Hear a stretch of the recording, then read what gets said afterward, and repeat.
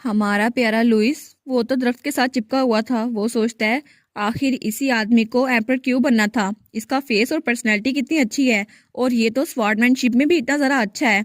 लेकिन जब इस आदमी ने मुझे चलाया था तब मुझे लगा था मैं फिर से जिंदा हो गया हूँ। और तब मुझे याद आया आखिर एक स्वॉर्ड होना कैसा होता है और मैं बहुत ज़रा खुश था। लेकिन अगर मैं एम्पायर में रहता तो क्या ये मेरा मास्टर बन जाता। वो कहता है नहीं नहीं नहीं, ऐसा हो ही नहीं सकता। वहां पे तो सक्सेशन के लिए बहुत ज्यादा वार्स होती है और ऐसा हो ही नहीं सकता कि एम्पर यही बनता और मैं ही इसके हाथों में आता। लेकिन मे भी केमन वो एम्पर बन जाता और मेरा मास्टर भी। तो फिर वो कहता है नहीं नहीं, मुझे डिस्ट्रैक्ट नहीं होना, मैं अपने मास्टर को बिट्रे नहीं कर सकता। डैम ये मार्शल्स, ये तो मुझे बेवकूफ बना कर रहेंगे। तो केमन सोचता है ऐसा लगता है ईगो स्वार तो बहुत जरा टेंशन में आई हुई है। तो वो कहता है मुझे लगता है हमें थोड़ी देर वॉक करनी चाहिए, शॉर्ट ब्रेक क्यों नहीं ले लेते। वैसे भी मैं इस एरिया को स्काउट करने वाला हूँ, तुम दोनों आराम से बात करो ना इस दरमियान। तो सलीसा कहती है ओ ठीक है, तुम वही बहुत ज़रा फिक्र कर रहे हो केमन, इसके लिए थैंक यू। तो फिर वो लुइस के पास जाती है और कहती है लुइस क्या कोई मसला है, क्या तुम ठीक हो। तो लुइस कहता है बस मुझे खुद से नफरत है मास्टर, बस और कोई बात नहीं है। और वो तो बहुत ज़्यादा सैड हो गया था। तो हमारी हीरोइन सोचती है ओहो ये फिर से टिपिकल टीनेजर वाली हरकतें कर रहा है। और वो सोचती है एक टीनेजर को क्या चाहिए होगा, एक वार्म कंफर्ट और एम्पैथी, मैं इसको तसल्ली दे देती हूँ। तो सिलीसिया कहती है मुझे पता है लुइस, जो तुम बनना चाहते हो और जो तुम हो उसमें बहुत जरा गैप है, लेकिन मैं तुम्हारे लिए हमेशा यहाँ पर रहूंगी, तो तुम्हें कुछ भी कहना है तुम मुझसे कह सकते हो। तो लुइस कहता है क्या आपको मैं ऐसा इडियट लगता हूँ कि मुझे ये नहीं पता मैं कौन हूँ, मैं सबसे कूलेस्ट वार्ड हूँ इस दुनिया की। तो सिलीसिया कहती है हाँ हाँ देखा, अभी तो कह रहे थे तुम खुद से नफरत करते हो। तो वो कहता है मास्टर लेकिन आपको पता है कि स्वॉर्ड्स बनती कैसे हैं। तो वो कहती है क्या कैसे बनती हैं। तो वो कहता है जब कोई भी स्वॉर्ड बनती है तो उसको आयरन और हैमर के साथ बहुत बार ठोका जाता है, 100,000 बार, लेकिन उसके बाद वो तलवार उसको मोल्ड किया जाता है और फिर कूल किया जाता है, लेकिन कभी कभी वो बहुत तेजी से और बहुत आसानी से टूट जाती है। तो हमारी हीरोइन कहती है मुझे लगता है हैमरिंग तुम्हारे लिए बहुत जरा होगी लुइस, और मुझे लगता है तुम्हें क्रिएट करने में बहुत जरा मुश्किल हुई होगी। तो वो कहती है हाँ, लेकिन जब मैं एक मुकम्मल स्वॉर्ड बन गई तो उसके बाद मुझे एक बार इस्तेमाल करने के बाद एक सेरेमोनियल स्वॉर्ड की तरफ पे लटका के रखा गया दीवार के साथ और मैंने अपना मुंह सी लिया। लेकिन मैं हमेशा ऐसे नहीं रहना चाहता था और मेरा मास्टर वो ऐसा था जिससे मैं बात भी नहीं कर सकता था, जिसको मेरी वर्थ का भी पता नहीं था। तो वो कहता है मैं बहुत ज़रा फ्रस्ट्रेटेड हो गया था मास्टर्स को ऐसे देखकर, वैसे भी ये मेरी रिस्पेक्ट को किल कर रहा था। तो सिलिसिया कहती है मुझे लगता है लुइस को बहुत ज़्यादा निगलेक्ट किया गया, शायद इसीलिए वो वहां से भाग गया। लुइस कहता है हाँ, इसलिए मैं अपने नए मास्टर से मिलने के लिए जो मेरे वैल्यू को पहचाने मैं वहां से भाग आया और उसके बाद मैं एक शैबी से डिस्गाइज में बदल गया उस हो में, और तब मैं आपसे मिला मास्टर, आप ही थी मेरी नई मास्टर। तो हमारी हीरोइन सोचती है मैं बहुत ज़रा खुश थी कि मुझे एक डीमन स्वॉर्ड मिल गई है, लेकिन मैंने कभी रियलाइज नहीं किया कि लुइस उसको तो सोल सर्चिंग चाहिए थी। तो वो सोचती है लेकिन आखिर मैं लुइस की ट्रू वैल्यू प्रॉपर्टी कैसे रिकॉग्नाइज कर सकती हूँ। तो लुइस कहता है लेकिन जब मैं आपसे मिला मास्टर आपने मेरी वर्थ पहचानी और मैं बहुत ज़रा खुश हो गया। लेकिन वो अपनी बात पूरी नहीं करता, वहां से भाग जाता है। वो कहता है मुझे माफ कीजिएगा मास्टर, मुझे थोड़ी देर अकेला रहना है। तो सिलिसा कहती है लुइस तुम कहाँ जा रहे हो। उसके बाद केमन वहां वापस आ चुका था। वो कहता है लीना तुम अकेली क्यों हो, ईगो स्वॉर्ड कहाँ पर है। तो लीना कहती है ऐसा लगता है लुइस को अभी थोड़ा डाउन फील हो रहा है, उसने कहा है वो अकेला रहना चाहता है। तो केमन कहता है मुझे लगता है ये कुछ ज्यादा ही वियर्ड है, जब से मैंने तुम्हारे डैड से फाइटिंग की थी तब से वो थोड़ा अजीब बिहेव कर रहा है। हाँ तुम बता रहे हो तो मुझे भी यही लग रहा है, तब से इसका बिहेव थोड़ा अलग हो गया है। मुझे लगता है उसने तुम्हें खुद चूज करने दिया, शायद इसीलिए वो थोड़ा फीलिंग्स को चेंज कर रहा है अपनी। तो वो सोचती है लेकिन आखिर ऐसा क्यों है। तभी उन्हें किस चीज के चिल्लाने की आवाज आती है। तो वो कहते हैं क्या। तो दोनों उस तरफ देखते हैं तो सिलिसिया वहां जाने लगती है। तो वो कहती है ये आवाज कैसी थी। तो कैमन उसे रोक लेता है। वो कहता है नहीं सिलिसिया तुम्हें वहां नहीं जाना चाहिए, मे भी वहां पे मॉन्स्टर हो, तुम यहीं पर हो मेरे पीछे लीना। तो तब वो कहती है क्या मॉन्स्टर, लेकिन मैंने आज से पहले पोस्टर में कभी किसी मॉन्स्टर को नहीं देखा।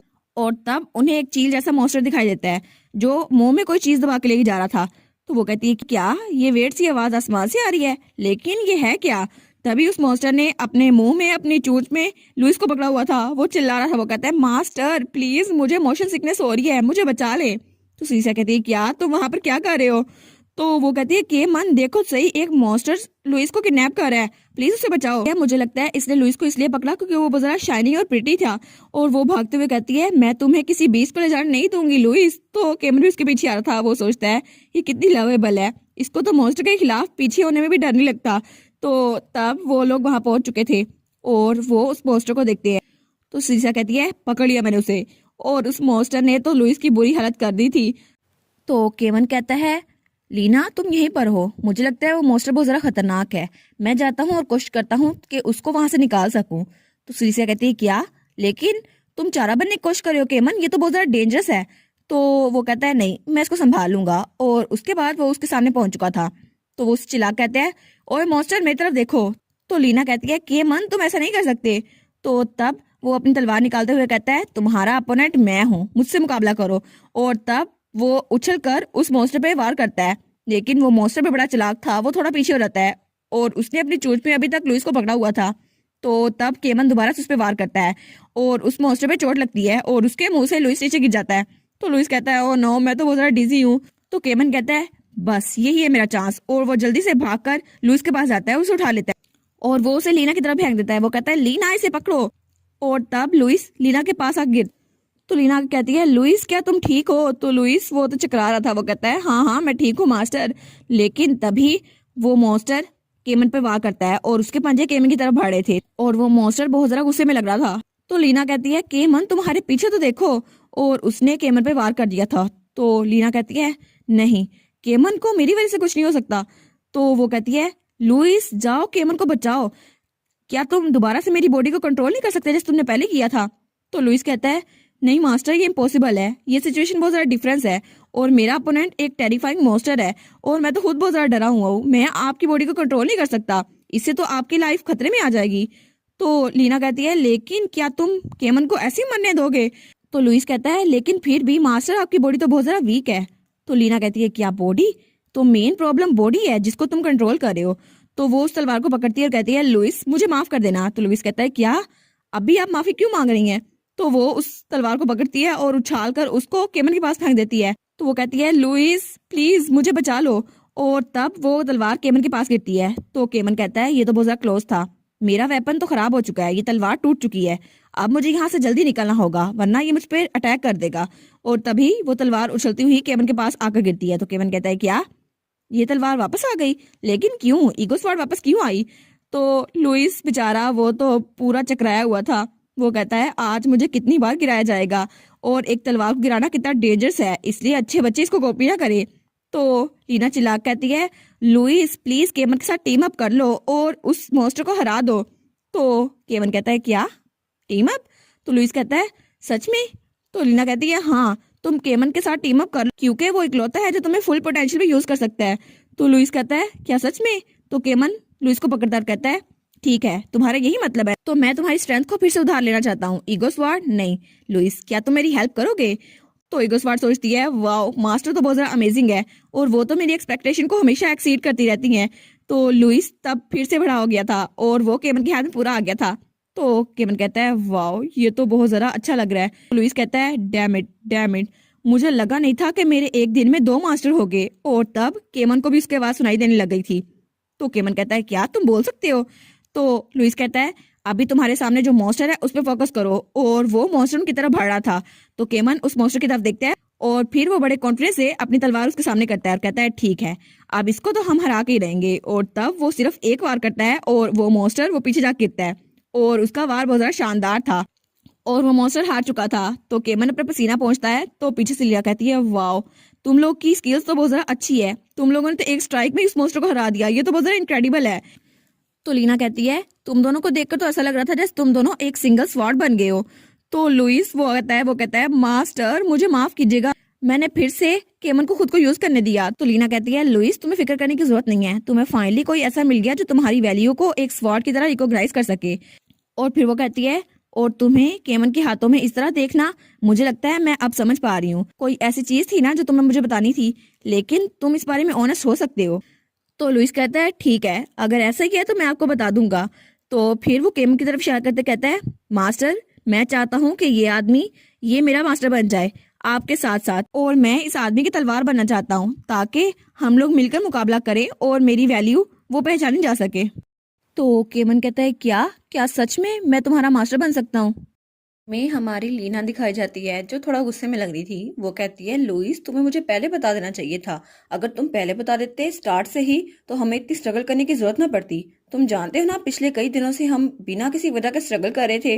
तो लुइस कहता है, हाँ लेकिन मैं कैसे बता सकता था, ये इतना आसान तो नहीं था।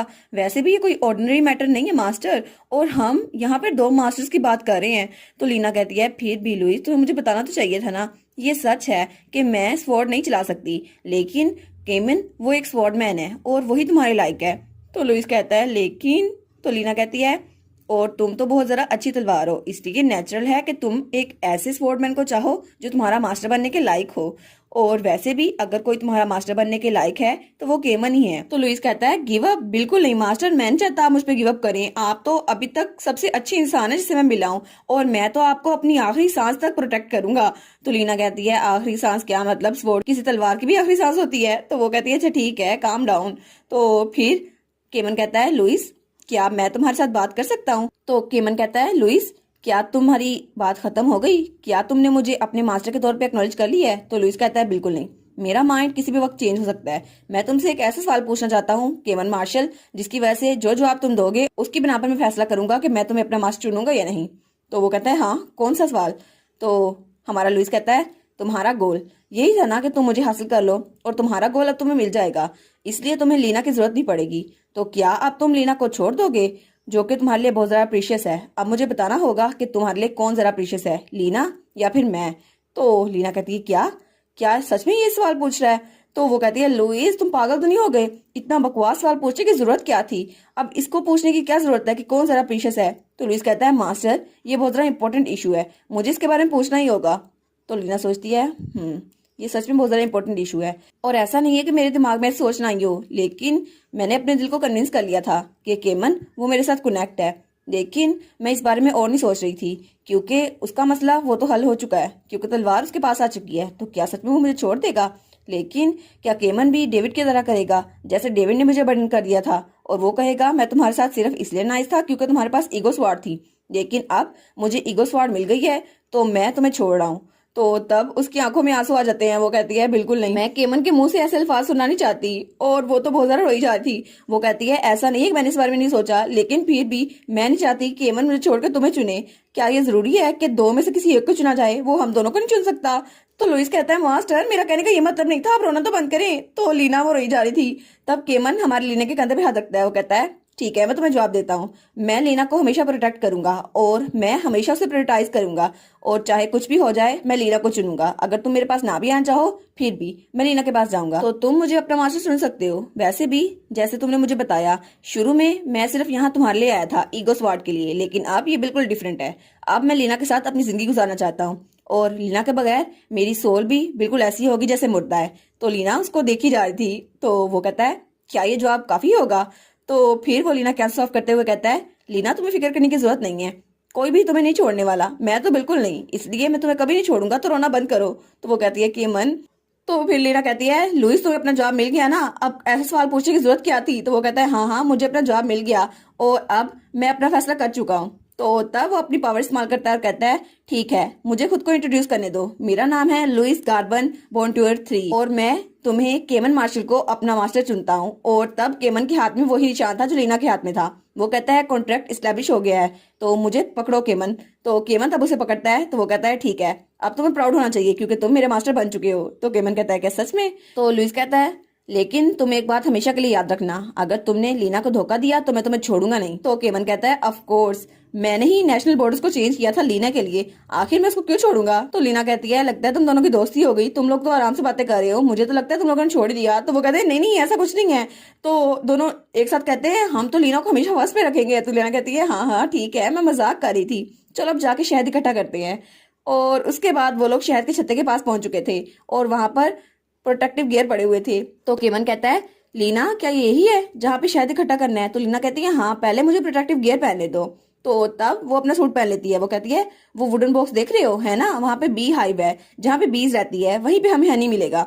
तो केमन कहता है, सच में यहाँ पर। तो वो कहती है, हाँ लेकिन ये बहुत ज्यादा डेंजरस है केमन, तुमने प्रोटेक्टिव गियर नहीं पहना, इसलिए तुम थोड़ा दूर रहना, और मैं नहीं चाहती तुम्हारे हैंडसम फेस पर मक्खियां स्टिंग करें। तो वो कहता है, अच्छा ठीक है लीना मैं दूर ही रहूंगा।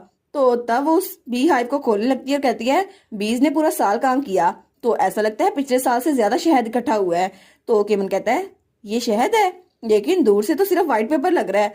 तो वो कहती है हाँ हाँ ये शहद है, और तुमने इसके बारे में सुना होगा, बी का वैक्स जो होता है इसकी वजह से हम इन्वेल्प को सील भी कर सकते हैं, और इसके और भी बहुत ज्यादा फायदे हैं। तो केमन कहता है ओ अच्छा अब मैं समझा। तो तब लीना अपनी नोल झाड़ते हुए उसे और भी कुछ बताती है। तो हमारा केमन उसकी बात बहुत गौर से सुन रहा था। वो सोचती है केमन मेरी हर बात गौर से सुनता है जो कुछ मैं बताती हूँ। और वो दिल में सोचती है प्रोफेसर आपने मुझे इतना सब कुछ बताया इसके लिए थैंक यू सो मच, मेरी पुरानी लाइफ मेरे काम तो आ गई। तो वो कहती है बीज तो बहुत ज्यादा अच्छी हालत में लग रही है, अब बस हमें इसे वैक्स को अलग करना है और फिर बड़े कंटेनर में रखना है।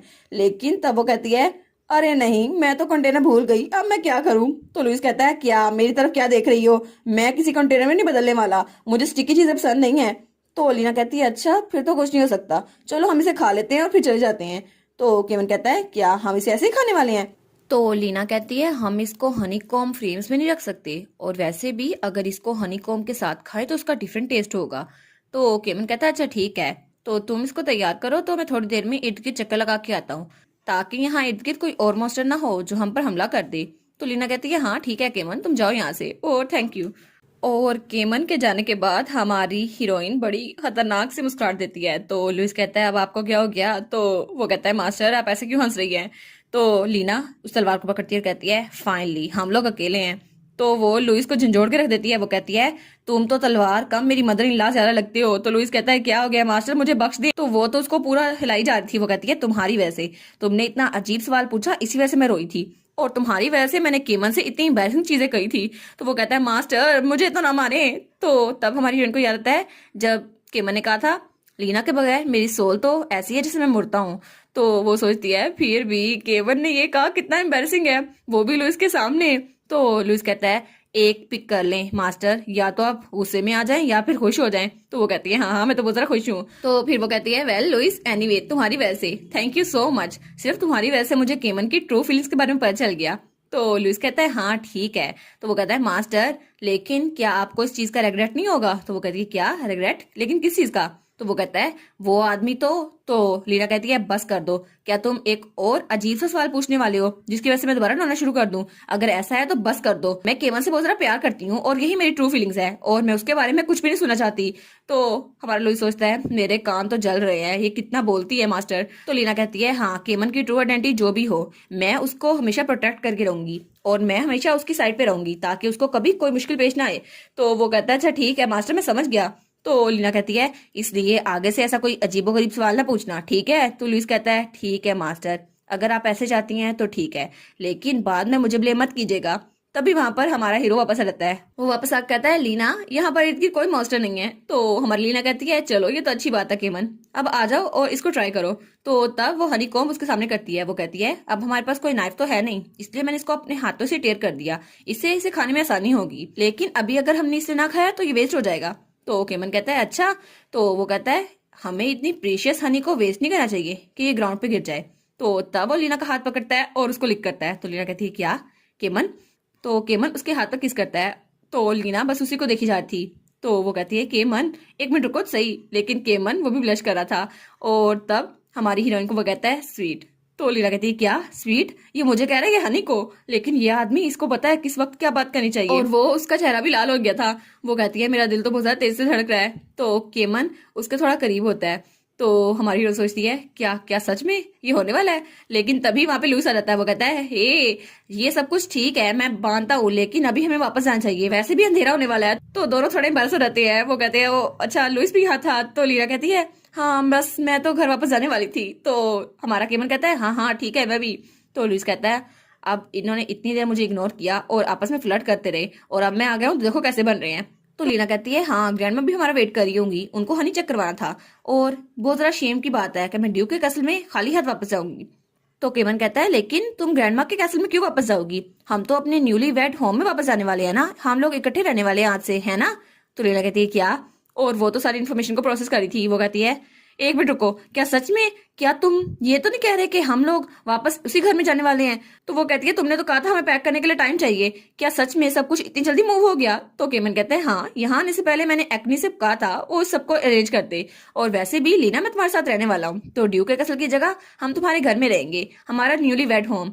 तो वो तो बड़ा हैंडसम लग रहा था हमारी लीला को। तो लीला कहती है कि सच में, या सच में मैं केमन के साथ रहूंगी? तो लुइस कहता है बस कर दे मास्टर, आप तो बहुत ज्यादा सेल्फ इल्यूमिनेट हैं। तो लीना सोचती है कसम से मुझे इस पे यकीन नहीं आ रहा, ये ऐसा नहीं है कि मुझे ये पसंद नहीं है, लेकिन टू बी ऑनेस्ट मैं तो बहुत ही ज्यादा खुश हूँ। और वो कहती है यस, और ये वही इंसान थी जो 2 दिन पहले अपनी मैरिज रजिस्टर करने वाली थी और इकट्ठे रहने वाली थी। वो कहती है सीरियसली ये आदमी आखिर ये मेरा दिल कितनी बार चुराने वाला है, और मेरी हार्ट बीट एक दिन में कितनी बार मिस होने वाली है। और उसके बाद वो दोनों इकट्ठे वहां जा रहे थे और उनके साथ लुइस भी था, जैसे वो अपनी हैप्पी एंडिंग की तरफ बढ़ रहे थे। हमें हमारी लीना दिखाई जाती है जो बहुत ही ज्यादा हैरान थी, क्योंकि उसका घर का नक्शा वो तो बिल्कुल ही बदल चुका था, वो तो किसी और का घर ही लग रहा था। वो कहती है सच में ये मेरा ही घर है, तुम किसी और के घर में ले आई हो? तो केवन कहता है तुम तो थोड़े से चेंजेस से हैरान रह गई, चलो अंदर जाके देखते हैं। तो लीना सोचती है क्या ये थोड़े से चेंजेस थे, लेकिन ये मेरा घर तो लग ही नहीं रहा। और तब वो अंदर आती है तो उसके घर का नक्शा भी पूरा का पूरा चेंज हो गया था। वो कहती है सिर्फ एक्सटीरियर नहीं, इंटीरियर भी चेंज हो गया है।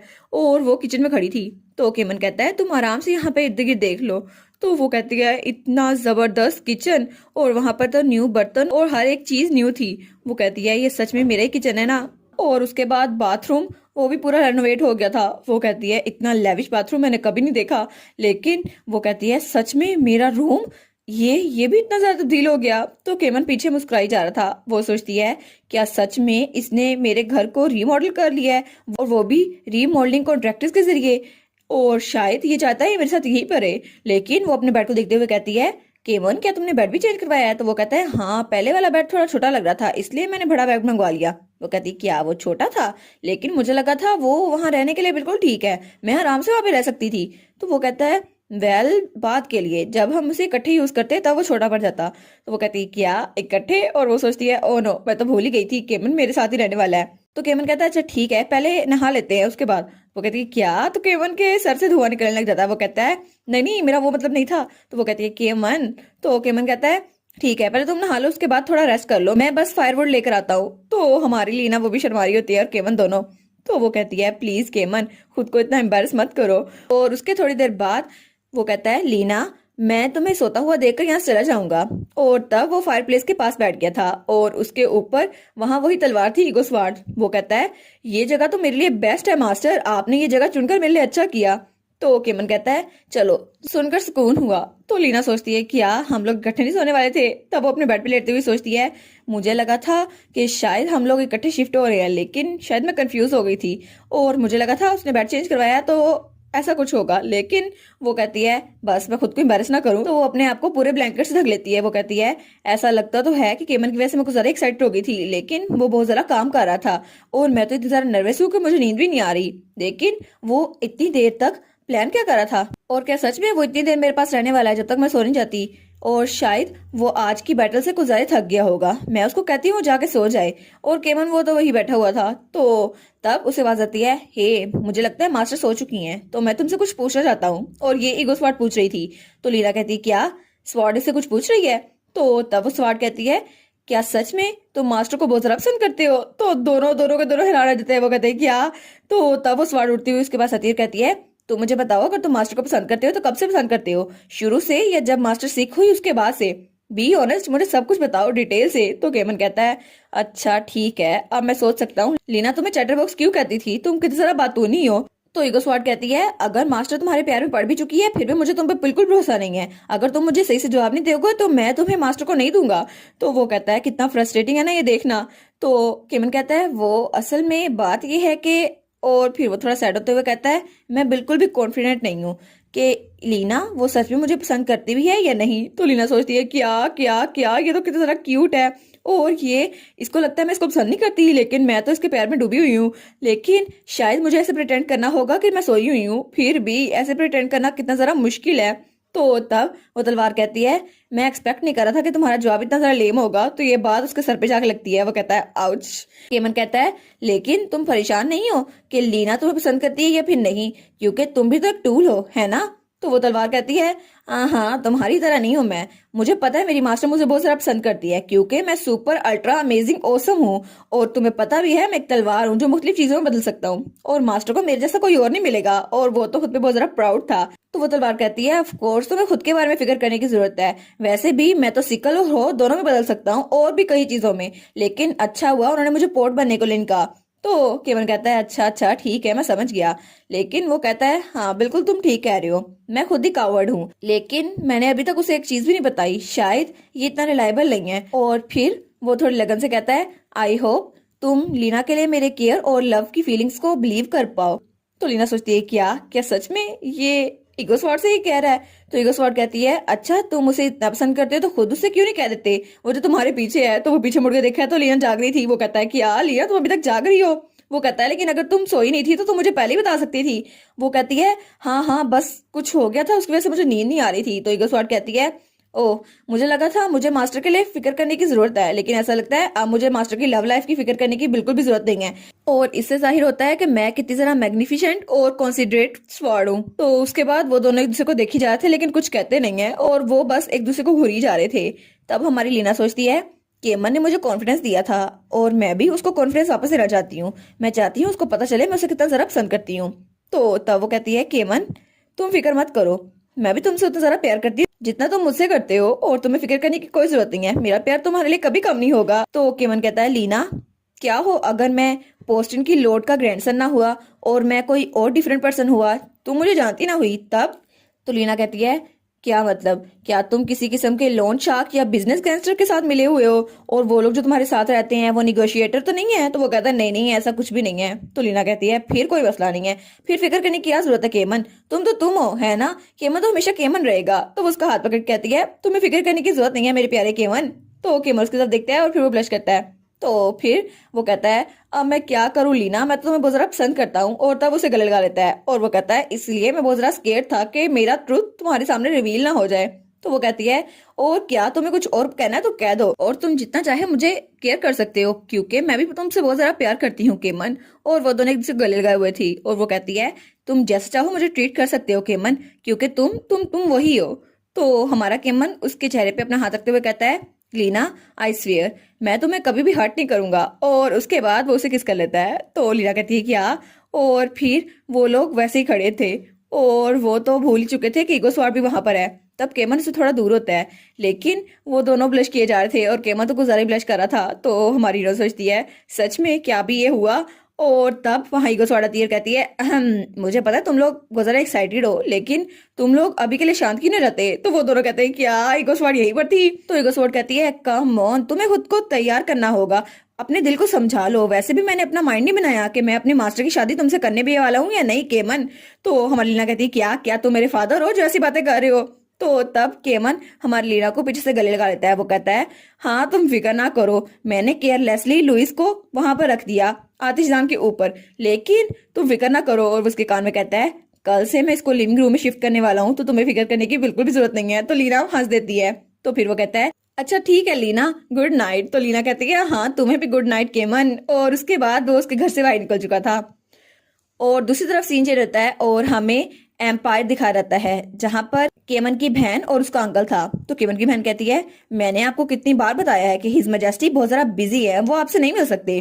तो उसका अंकल चिल्ला कहता है, आखिर वो कितना ज्यादा बिजी है कि एक बार अपना चेहरा भी नहीं दिखा सकता, और वैसे भी मैं तो उसका अंकल हूँ, वो मुझसे मिल नहीं सकता। और वो था केमन का अंकल डगलस मार्शल। तो वो चिल्लाते हुए कहता है, मुझे जब पता चला कि हिजमे जैसी शादी कर रहे हैं वो भी न्यूज़पेपर से, तो तुम्हें पता है मुझे कितना ज्यादा ह्यूमिलेटेड फील हुआ। और वैसे भी वो इंपीरियल फैमिली का मेंबर है, मुझे पहले पता होना चाहिए था, लेकिन मुझे न्यूज़पेपर से पता चल रहा है। तो हमारे हीरो की बहन सोचती है, अब मुझे पता चल रहा है कि वो यहाँ पर क्यों आए हैं, शायद उनको मैरिज की न्यूज़ पता चल गई थी। लेकिन क्वेश्चन ये है कि एम्पायर में करंटली मेरे भाई के पास सबसे हाईएस्ट पोजीशन ड्यूक डगलस के पास है, जो कि मेरे अंकल है। लेकिन अगर दूसरे पर्सपेक्टिव से देखें तो मेरे भाई के बाद थ्रोन उनको मिलेगा, इसलिए वो नहीं चाहते कि कोई और उसका जानशीन पैदा हो। और मेरी ग्रैंडमदर ने लीना को चुना, जो कि एक खास लड़की है, लेकिन मैच मेकर के तौर पर लेडी ऑरलाइन मेरी ग्रैंडमदर ने एक खास किरदार अदा किया। फिर भी किसी को पता चलने से पहले उनकी शादी फिक्स हो गई। लेकिन मुझे लगता है कि अंकल यहाँ पर इसलिए आए हैं क्योंकि वो एम्परर को अपने भतीजे से ज्यादा एक सब्जेक्ट की तरह ट्रीट करते हैं। तो फिर वो चिल्लाते हुए कहती है, आप यहाँ आकर साबित क्या करना चाहते हैं, और आप बिना किसी प्रोसीजर के आए हैं, और आपको नहीं लगता आप अपनी बाउंड्री से बाहर निकल रहे हैं, आप अपनी हदों को पार करना बंद कर दीजिए। तो वो कहता है, तुम्हें क्या लगता है मुझे ये सुनाकर तुम्हें क्या मिलेगा, और वैसे भी वो एक और कंट्री से अपनी वाइफ ला रहा है, तुम्हें क्या लगता है उसका दिमाग खराब नहीं हो गया, वैसे भी वो रॉयल ब्लड में फॉरेन ब्लड मिक्स करेगा, तुम्हें लगता है ये शादी चल पाएगी। तो केमन की बहन कहती है, अगर आपने आर्टिकल पढ़ा होता तो आपको इस बारे में पहले से पता होता। फ्यूचर एम्प्रेस एक नोबल लेडी है जो हाई रैंकिंग फैमिली की बेटी है, लेकिन आपको पता नहीं है ब्रदर अब यहाँ पर नहीं है, तो मैं आपका ऐसा एटीट्यूड बर्दाश्त नहीं कर सकती। और फिर वो गुस्से में कहती है, प्लीज अब मुझे ये मत कहिएगा कि आपको प्रीवियस एम्पीरियल एम्प्रेस की जजमेंट पे शक हो रहा है, लेडी ऑरलाइन की, जो कि आपकी भी मदर थी। क्या आपको उन पे शक है या उनके फैसले पर? हमें बताया जाता है कि मैडम ऑरलाइन यानी कि हमारे केमन की ग्रैंड माँ के 3 बेटे थे, जिनमें से एक केमन और उसकी बहनों का डैड था जो कि वहां का एम्पर बना था, और उसके बाद अब केमन वहां का एम्पर बना था। और दूसरे नंबर पर था लॉर्ड डगलस जो कि केमन का चचा था, लेकिन वो तो बहुत ही ज्यादा ग्रीडी और नैरो माइंडेड इंसान था, बिल्कुल अपने फादर की तरह, और वो एम्पर बनने के लिए बिल्कुल भी फिट नहीं था, इसलिए उसके भाई यानी केमन के डैड को एम्पर बनाया गया। तब केमन की बहन रीना सोचती है, जब ग्रैंडफादर जिंदा थे तब तो ये कुछ नहीं बोल पाए, और अब ये यहाँ पर आ गए हैं जब इनके नेफ्यू को तख्त पे बिठाया जा चुका है, और अब भाई यहाँ पर नहीं है तो ये मुझसे बातें करने के लिए आ गए, ये मुझे कमजोर समझकर मुझे दबाना चाहते हैं, लेकिन मैं ऐसा नहीं होने दूंगी। तब डगलस कहता है, आखिर मैं अपनी माँ पर डाउट क्यों करूंगा, वो जो भी करेंगी अच्छा ही करेंगी। तो वो सोचती है, इनके पास ये भी करेज नहीं है कि अपनी मॉम यानी ग्रैंड माँ के पास जाके उनको कन्फ्रंट कर सके, लेकिन ये मुझ पर आवाज उठा रहे हैं। तो तब वो कहती है, फिर भी ये सब कुछ जैसा भी चल रहा है, अगर हिजमे जैसी यहाँ पर नहीं है तो मैं आपको अलाउ नहीं कर सकती वहां जाके उनसे मिलने के लिए, इसलिए यहाँ से चले जाए। तो डगलस कहता है, क्या रीना मेरी बात तो सुनो। तो वो कहती है, प्लीज मेरा नाम इतना कैजुअली ना लीजिए लॉर्ड डगलस, और वैसे भी हम लोग नीस और अंकल प्राइवेट में होंगे, लेकिन ऑफिशियली मैं एम्पर की चीफ एडवाइजर हूँ, तो अब आप यहाँ से जा सकती हैं। और उसके बाद वो दंदनाता हुआ बाहर निकला था। वो कहता है, आखिर रीना वो कितनी बदतमीज हो गई है, मेरी भतीजी होकर इतनी सारा बदतमीजी से बात कर रही थी। वो सोचता है, मेरा भतीजा केमन उसने तो अपनी बहनों को बिल्कुल बिगाड़ा हुआ है, वो और रीना और सूजन तीनों के तीनों बहुत ही ज्यादा बदतमीज है, आखिर वो मुझे तख्त दे क्यों नहीं देते। और मेरी मोम अगर वो पहले से चली गई थी तो उन्हें आराम से खामोशी से जिंदगी गुजारनी चाहिए थी, लेकिन अभी उन्हें इस सब में पंगा क्यों लेना था। तभी वहां पर उसका साथी हैदर कहता है, माय लॉर्ड क्या आप ठीक है। तो डगलस कहता है, मैं ठीक कैसे हो सकता हूँ, जो भी न्यूज रिपोर्ट मैंने सुनी थी वो सब की सब सच है। और वो सोचता है, रीना ने जो कागजात पकड़े हुए थे मैंने उसमें देखा था, तो वहां पर एम्पर की रॉयल मैरिज के बारे में लिखा हुआ था, तो ये सब कुछ बिल्कुल सच है, और मैंने कभी नहीं सोचा था वो किसी और कंट्री से एम्प्रेस लेकर आएगा, मैंने तो इस बारे में कभी सोचा ही नहीं, पता नहीं ये ऐसा कर क्यों रहा है। तब वो बगी में बैठते हुए सोचता है, वो कनिंग बास्टर, जब मैं उसके लिए मैरिज प्रपोजल लेकर आया था मुख्तलिफ फैमिली से, तो उसने इस रिकमेंडेशन पर गौर भी नहीं किया था, और अब वो एक पावरलेस एम्प्रेस को लेकर आने वाला है। शायद इसके बाद वो कुछ कॉन्कुबान्स को ले आए ताकि उसके पास पावर आ जाए, लेकिन अगर उसकी शादी हो गई तो एम्पर की पोजीशन तो ज्यादा स्ट्रांग हो जाएगी, और उसके बाद जब उसका बेटा हुआ तब तो सारी सपोर्ट उसकी तरफ चल जाएगी, और मेरे पास कुछ भी नहीं रहेगा, सारी लाइमलाइट तो उसके पास चली जाएगी, मैं तो किसी काम का नहीं रहूंगा। तो उसका साथी कहता है, अगर वो पेपर वर्क तैयार कर रहे हैं तो इसका मतलब है वो जल्दी शादी करने वाले हैं। तो डगलस कहता है, हाँ ये बात तो सही है, लेकिन मुझे लगता है हमें उनके दरमियान इंटरफेयर करने के बजाय जल्दी से काम करना होगा। और वो सोचता है, ये खबर सुनकर तो अब चीजें कुछ ज्यादा ही मुश्किल हो गई हैं, मुझे तो इस सब को खत्म करना होगा, लेकिन मैं आखिर पासा कैसे पलटूं। तो वो कहता है, जिस चीज के बारे में मैंने तुम्हें कहा था उसका पता लगाया तुमने या नहीं। तो उसका साथी कहता है, जी मैं आपको बताने ही वाला था, जो इन्फॉर्मेशन हमें मिली है वो बहुत ज्यादा यूजफुल है, ऐसा लगता है कि ईगोस्वार्ड वो समुंदर में सो रही है। तो वो कहता है, क्या समुंदर में? वो समुंदर तो बहुत ही ज्यादा खतरनाक है, और वहां पर तो बहुत ही ज्यादा खतरनाक वेव्स होती हैं, जिसकी वजह से वहां हर साल बहुत से लोग मर जाते हैं। अगर ईगोस्वार्ड वहां पर है तो वो तो बहुत ही ज्यादा खतरनाक जगह है। तो उसका साथी कहता है, जी बिल्कुल, हमें जो इन्फॉर्मेशन मिली है वहां ईगोस्वार्ड की वजह से ही सारी लहरें हो रही हैं, और मुझे लगता है ये सब कुछ ईगोस्वार्ड ही करवा रही है, उसके पास मैजिक है ना, तो ऐसा पॉसिबल हो सकता है। तो डगलस कहता है, हाँ उसका मैजिक बहुत ही ज्यादा काम का है, तो शायद ईगोस्वार्ड वही मेरा आखिरी ऑप्शन बचा है, और अगर मेरे पास ईगोस्वार्ड हुई तो उसकी वजह से मुझे एम्पर बना दिया जाएगा, और उसके लिए मैं बहुत ज्यादा पावरफुल हो जाऊंगा। लेकिन ईगोस्वार्ड वो तो विरासत की सिंबल है ना, लेकिन जब वो गायब हो गई तो केमन की क्वालिफिकेशन में सवाल उठाने जाने लगा, लेकिन अगर वो मुझे मिल गई फिर तो बड़ा अच्छा हो जाएगा। तो वो कहता है, हमें उसके बारे में पता चल गया, लेकिन अब उसको सेफली वहां से लेकर कैसे आए ये मसला हो गया है। और वो सोचता है सारी जगहों में से इसे समुद्र में क्यों होना था, वो तो बहुत ही ज्यादा खतरनाक जगह है। और अगर मैं अपने प्राइवेट सोल्जर्स को वहां भेजूं कि उस तलवार को लेकर आए तो क्या ये तरीका काम कर जाएगा। लेकिन अगर उस तलवार ने किसी और को अपना मालिक चुन लिया तो फिर तो मेरे लिए मसला ही मसला खड़ा हो जाएगा। तो उसका साथी कहता है मुझे पता है रिस्क बहुत ज्यादा है, लेकिन अगर ईगो स्वॉर्ड आपके पास आ गई तो आपको कोई भी चीज रोक नहीं सकती, आप एम्पर बन जाएंगे। और उसके बाद बहुत सारे रॉयल्स और मिनिस्टर आपके पीछे आएंगे। योर एक्सलेंसी, मुझे लगता है आपको ईगो स्वॉर्ड को हासिल करना ही चाहिए। तो वो सोचता है अगर केमन का बेटा हो गया फिर तो मेरे पास कोई चांस बचेगा नहीं, और अब तो उसकी शादी होने वाली है, तो मुझे लगता है मेरे पास सिर्फ एक रास्ता बचा है। तो वो कहता है ठीक है, मैं वहां खुद जाऊंगा और ईगो स्वॉर्ड को खुद लेकर आऊंगा, इस तरह मेरे पास हुकूमत आ जाएगी। और उसके बाद सीन चल होता है और हमें ईगो स्वॉर्ड दिखाई जाती है जो कि हमारी रीना के घर में पड़ी थी। तो तब हमारा हीरो सोचता है ये दोनों तो बहुत ज्यादा थक गए लगता है, और वो तो लीना को सोते हुए देखता है। वो सोचता है लीना जब सोती है तब कितनी ज्यादा प्यारी लगती है, और वो तो बड़े प्यार से इसको देख रहा था। वो सोचता है मैंने कभी नोटिस नहीं किया लेकिन उसका चेहरा सोते हुए कितना ज्यादा प्यारा लगता है, और अगर मैं उसके जागने से पहले नाश्ता बना दूं तो क्या पता वो खुश हो जाए, फिर तो बड़ा मजा आएगा।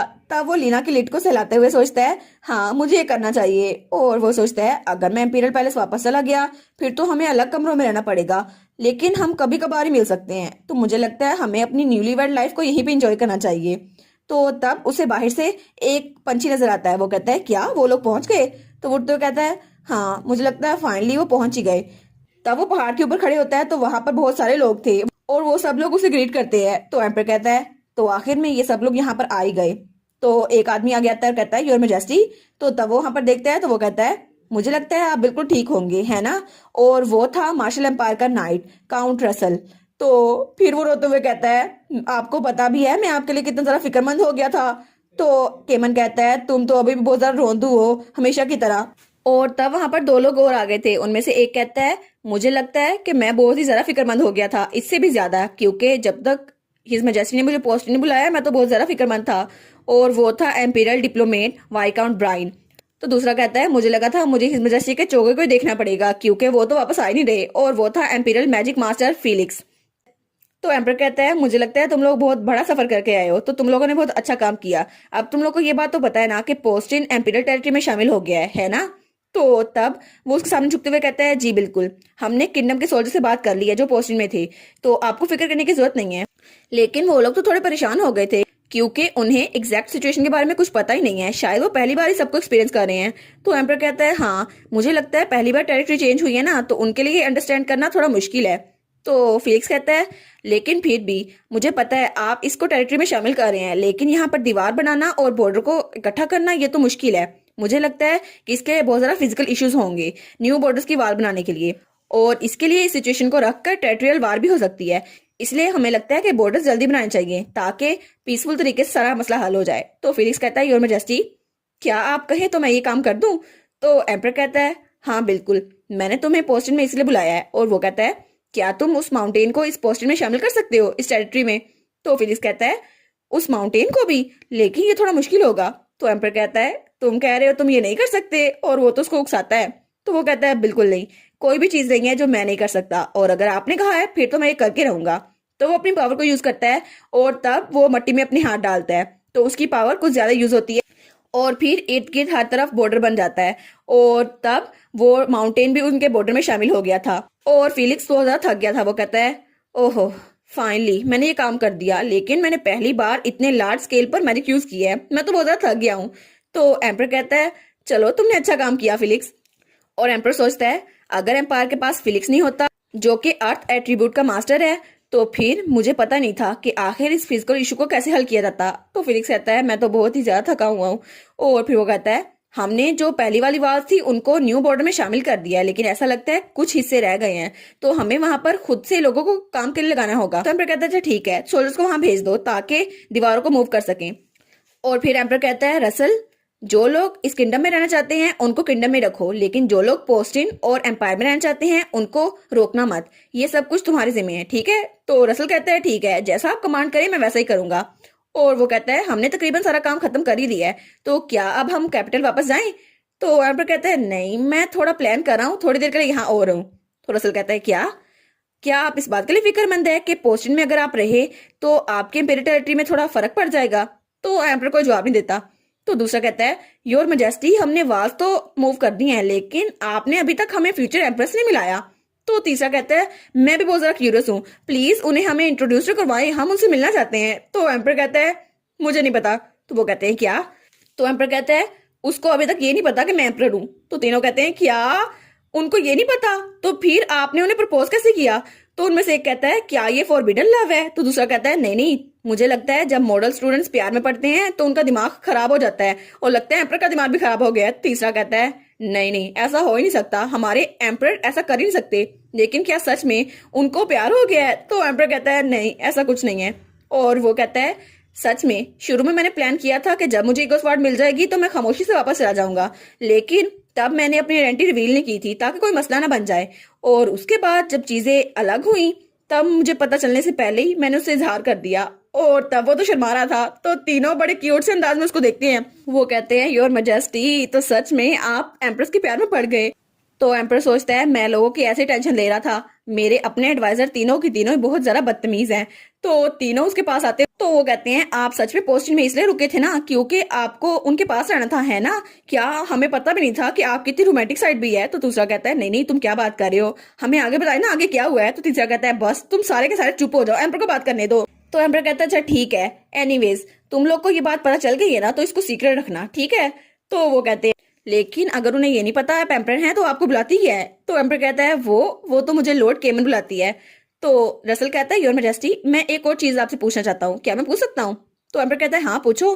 तो वो कहता है आप कब उनको अपना सच बताएंगे? तो एम्पर कहता है वेल जल्द ही, जब चीफ मिनिस्टर यहाँ पे पहुंचेंगे पोस्टिंग में हमारी शादी के लिए, तो तब मैं उसको बता दूंगा, लेकिन मैं उससे पहले उसको बताना नहीं चाहता। और चीफ मिनिस्टर वो तो बेचारा बहुत ही ज्यादा थका हुआ था, वो पता नहीं किसी रास्ते में गुम हो गया था, और वो तब जमीन पे लेट जाता है। वो कहता है मुझसे आगे नहीं चला जा रहा। तो एम्पर कहता है उनके पहुंचने तक मैं अपनी आइडेंटिटी को छुपा के रखूंगा, और जब वो यहाँ पर पहुंच जाएंगे तब मैं लीना को सब कुछ बता दूंगा। लेकिन सच में चीफ मिनिस्टर यहाँ पर पहुंच भी पाएगा या नहीं? जिस तरह से उसकी हालत लग रही है ना, मुझे तो नहीं लगता वो यहाँ टाइम से पहुंच पाएगा। और एम्पर कम अज कम तुम तो बता दो लीना को, अब इतना भी क्या इंतजार करना। हमें कांग सीना दिखाई जाती है जो अभी सोकर उठी थी। वो कहती है क्या ये दीवार यहाँ पर कैसे आ गई? वो कहती है क्या आखिर हो क्या रहा है, अभी मैं सोकर उठी हूँ और ये हो गया, ये दीवार ये यहाँ पर कैसे आ गई? वो कहती है मानिया जरा बाहर तो देखो, और वो बग्गी से बाहर निकल रही थी। वो कहती है देखो सही, एक रात में यहाँ पर वाल बन गई, पता नहीं ये कैसे हो गया। लेकिन जब वो वहां पर देखती है तो उसके घोड़े भी गायब थे और मानिया उसकी नौकरानी वो भी गायब थी। वो कहती है क्या वो लोग कहाँ पे गए, और घोड़े वो भी चले गए, मैं यहाँ पर सिर्फ अकेली हूँ।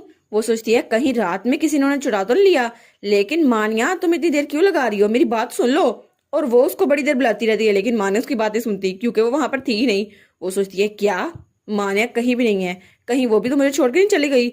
और तब एंड्री वो दूर खड़ा होकर उसे देख रहा था।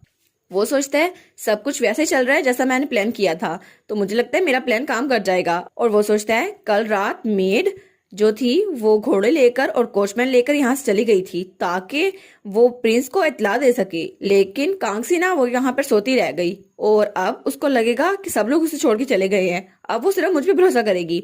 तो वो उसके पास आते हुए कहता है ओ माई आप ठीक तो हैं, मुझे लगता है मेड आपको छोड़ के चली गई है। तो वो कहती है लॉर्ड एनरी आप यहाँ पर हैं? वो कहता है हाँ वेल एम्पायर में रुकने के लिए प्रिपरेशन चाहिए होती है, तो जब तक आप जैसा कोई स्पेशल नहीं है कोई भी डिसीजन बनाया नहीं जा सकता, इसलिए मैं डिसीजन मेकिंग के लिए गया था। और वैसे भी आप थोड़ी देर यहाँ इंतजार करें, मैं आपके लिए खाना और पानी लेके आता हूँ, तब तक आप थोड़ा रिफ्रेश हो जाए। तो वो कहती है सच में मैं तो बहुत ज्यादा खुश हूँ कि तुम यहाँ पर हो एंड्री। तो फिर एंड्री सोचता है बस मुझे लगता है अब सिर्फ वो मुझ पर भरोसा कर सकती है, अब उसके पास कोई और बचा ही नहीं है। और वो सोचता है मेरा असल मिशन तो अब स्टार्ट होता है। और कांगसीना तो बहुत ही ज्यादा खुश थी, वो कहती है लॉर्ड एंड्री आप तो सबसे ज्यादा बेस्ट है। तो एंड्री सोचता है वाह अब तो उसको मुझ पर ट्रस्ट हो गया है, अब मुझे पता चल जाएगा वो क्या छुपा रही है, अब तो मैं सब कुछ पता लगा के रहूंगा। तो तब कांगसीना दोबारा से बग्गी में जाके बैठ जाती है। वो सोचती है आखिर उनकी हिम्मत कैसे हुई मुझे छोड़ के भाग गई, उनको तो मैं बता के रहूंगी, ऐसा करने की हिम्मत कैसे हुई उनकी, पता नहीं बदतमीज ने ऐसा किया क्यों। और वो सोचती है और ये दीवार अचानक ये कैसे बन गई, और वो भी बग्गी के इतने पास, ऐसा तो पहले कभी नहीं हुआ, क्या सच में ये रातों रात बनी है या पहले से थी? लेकिन जब मैंने कहा मैं एम्पायर जाऊंगी तब तो ये वाल नहीं थी, अब रॉयल कैसल भी तो वापस जाना ही है ना मुझे, मैंने सिर्फ एम्पायर किसी मकसद के लिए जाना था, लेकिन मैं वापस अपने किंगडम ही जाऊंगी। और वो सोचती है चलो एक वाल आउट ऑफ नोवेयर बन गई जैसे मैजिक हुआ, ये तो बहुत ज्यादा रिडिकुलस है। लेकिन वो कहती है 1 मिनट, मैजिक? और वो कहती है अरे हाँ, ओरिजिनल स्टोरी में एक मैजिशियन भी तो था ना, उसका नाम क्या था? अरे हाँ, याद आया, उसका नाम था फेलिक्स। और वो तो बहुत ज्यादा ग्रेट मैजिशियन था, वो बहुत ज्यादा जीनियस था। और पहले हर कोई उससे डरता था क्योंकि वो बर्थ से ही बिल्कुल जीनियस था और सब लोग उसे किसी वेपन की तरह ट्रीट किया करते थे। लेकिन एक दिन एक इंसान ने उसे ह्यूमन की तरह ट्रीट किया और उसके पास आया उसकी मदद लेने के लिए। और तब वो था केमन। उसने कहा मैं अपने नाम की कसम खाता हूँ, मैं कभी भी अपने लोगों को हर्ट नहीं करूंगा। और उसके बाद से फिलिक्स एम्पायर का मजिशियन बन गया और हर वक्त वो एम्पायर के काम आता था।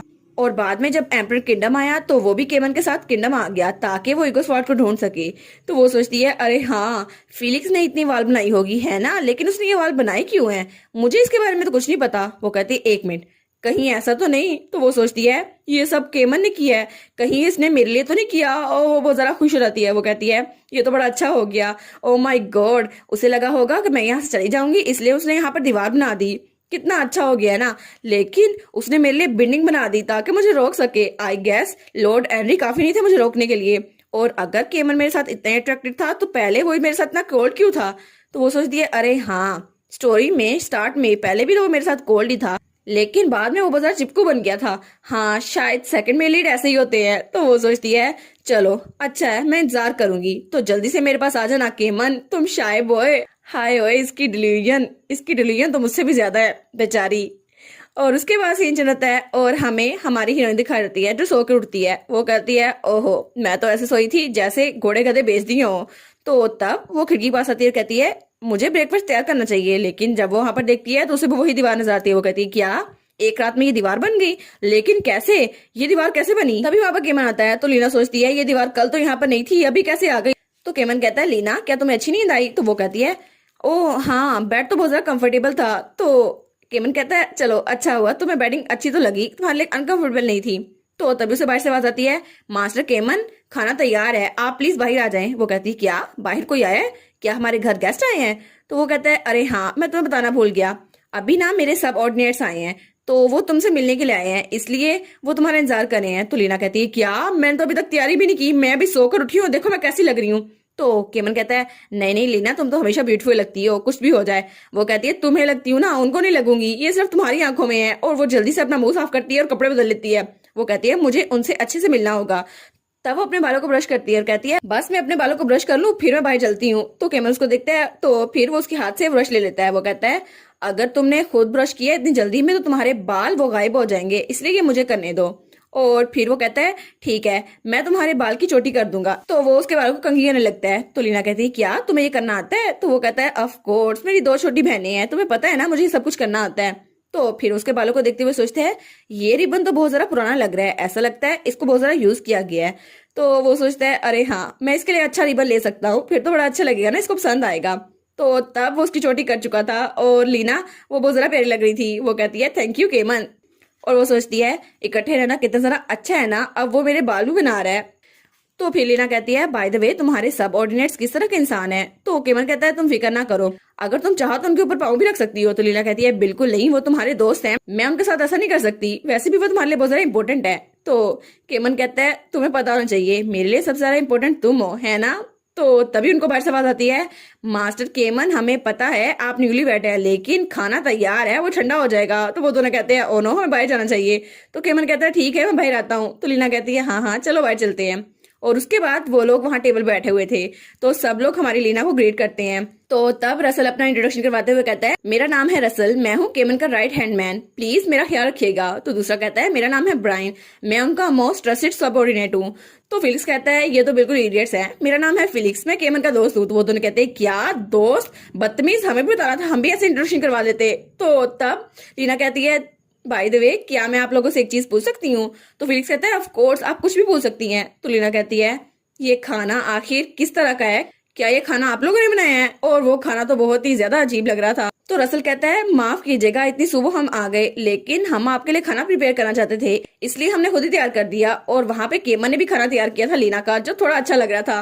तो लीना सोचती है चलो कम से कम मेरा खाना तो अच्छा लग रहा है, लेकिन वो उनके खाने को देखकर सोचती है ये तो बिल्कुल फ्लैट ब्रेड की तरह लग रहा है। वो कहती है क्या आपने ब्रेड में कुछ साल्ट या शुगर ऐड की है? तो वो कहता है शुगर साल्ट, क्या वो चीजें यहाँ पर थी आटे के अलावा भी? तो वो सोचती है मुझे लगता है ये पहली बार कुकिंग कर रहे थे।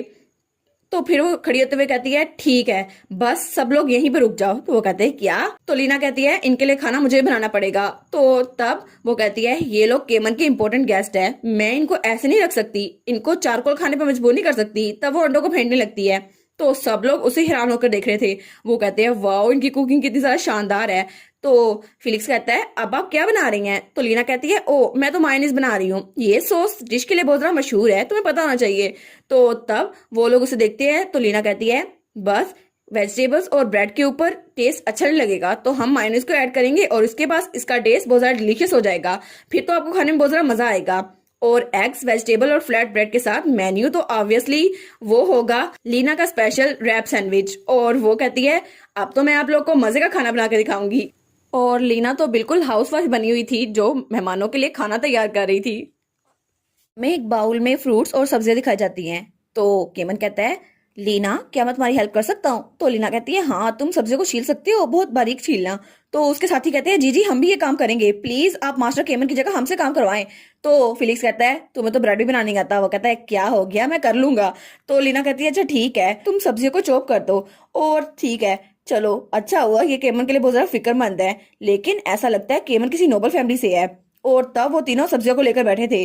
तो फिलिक्स कहता है इन ककम्बर को कैसे काटते हैं, क्या राउंड काटना है?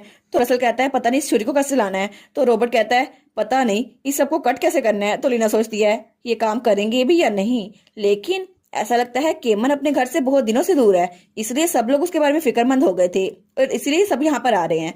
और सूजन भी तो इसलिए आई थी यहाँ पर, लेकिन शायद उसकी फैमिली के हालात कुछ अच्छे नहीं है इसलिए वो पोस्टर में रह रहा है। और तब वो केमन को देखकर सोचती है हमें अपने न्यूली वेड होम के बारे में अच्छे से बात करनी चाहिए, शायद मैं उससे सीरियस बात कर लूंगी फिर तो मुझे उसके बारे में पता चल जाएगा। तो तब वो कहती है क्या? और फिर वो केमन के पास आकर कहती है केमन तुमने चीजों को स्लाइस करना कैसे सीखा? तो वो कहता है मैंने प्रैक्टिस की थी। तो वो कहती है क्या प्रैक्टिस, लेकिन क्यों?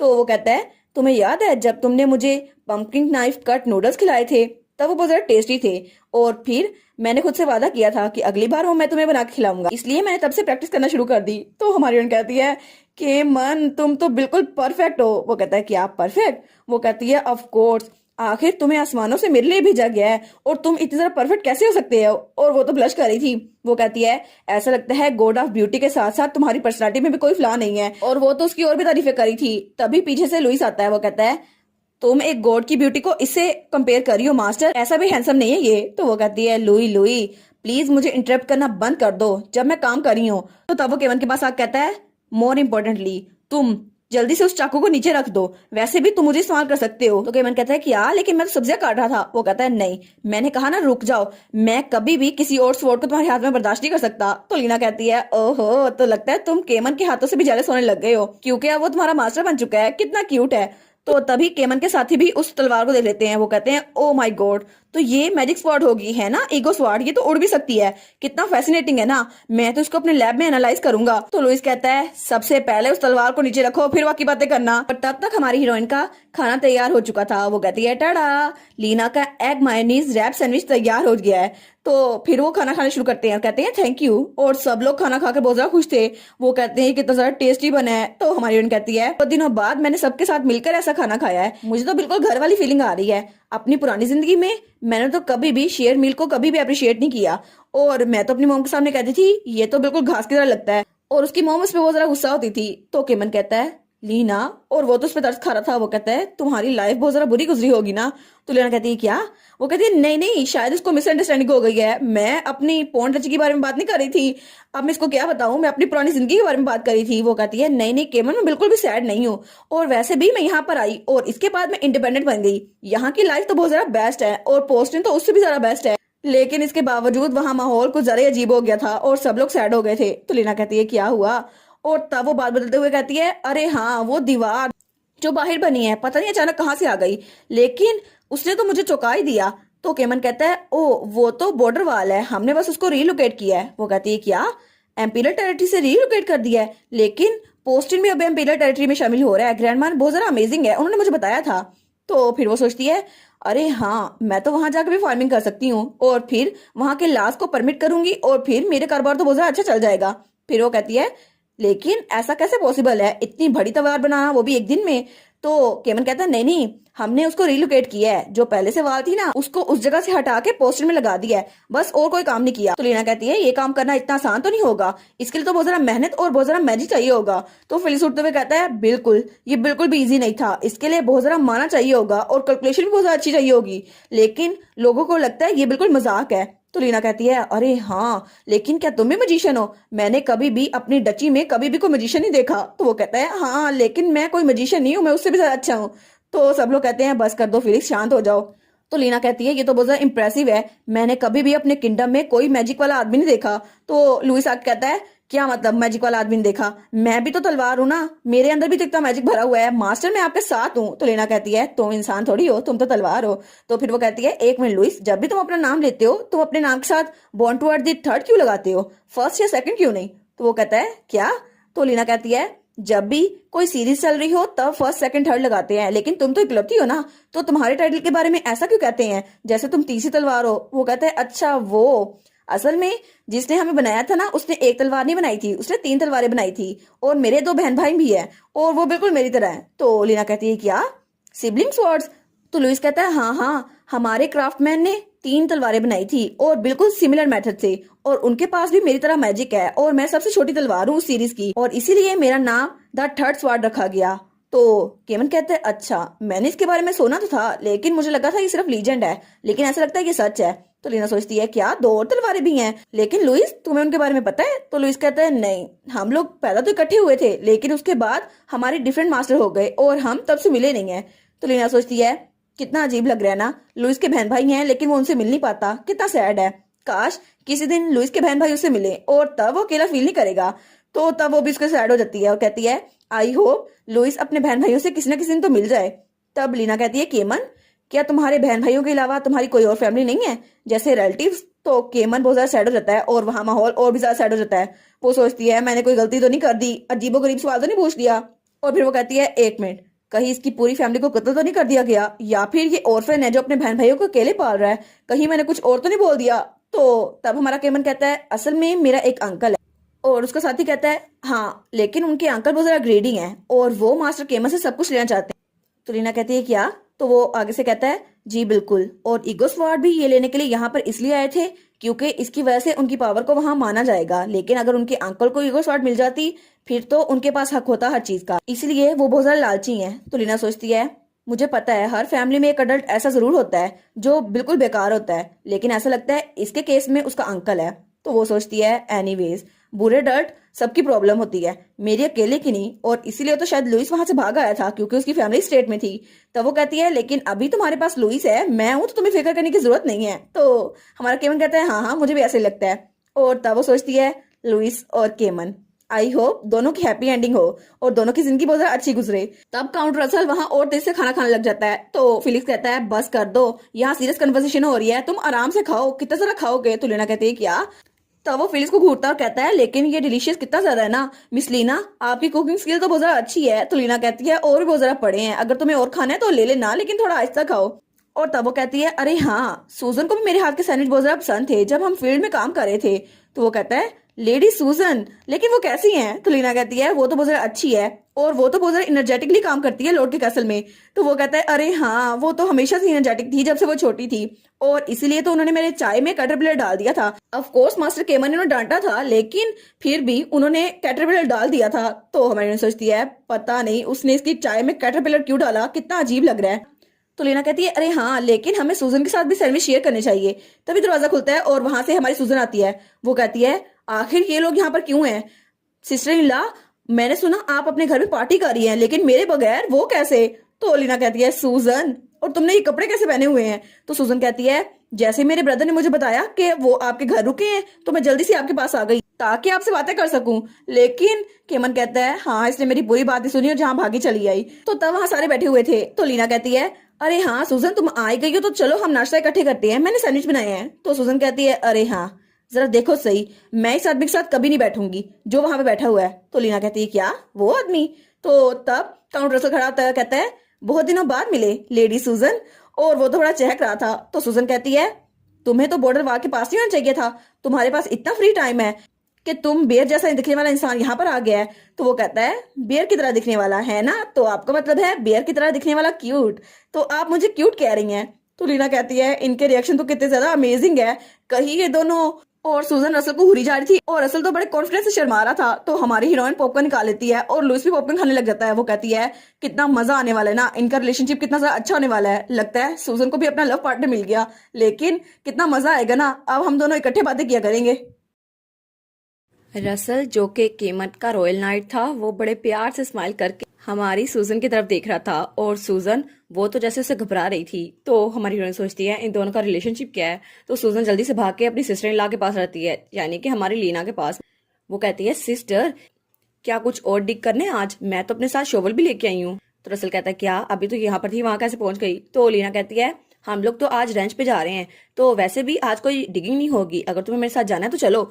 तो उसका भाई कहता है सूजन मैं बहुत जरा क्यूरियस हूँ, तुम्हें डिगिंग करना इतना जरा पसंद कब से आने लग गया। तो सूजन कहती है मैंने पिछली बार इसका ट्राई किया था और ये कितना जरा मजेदार था, इससे मेरा स्ट्रेस रिलीव हो गया।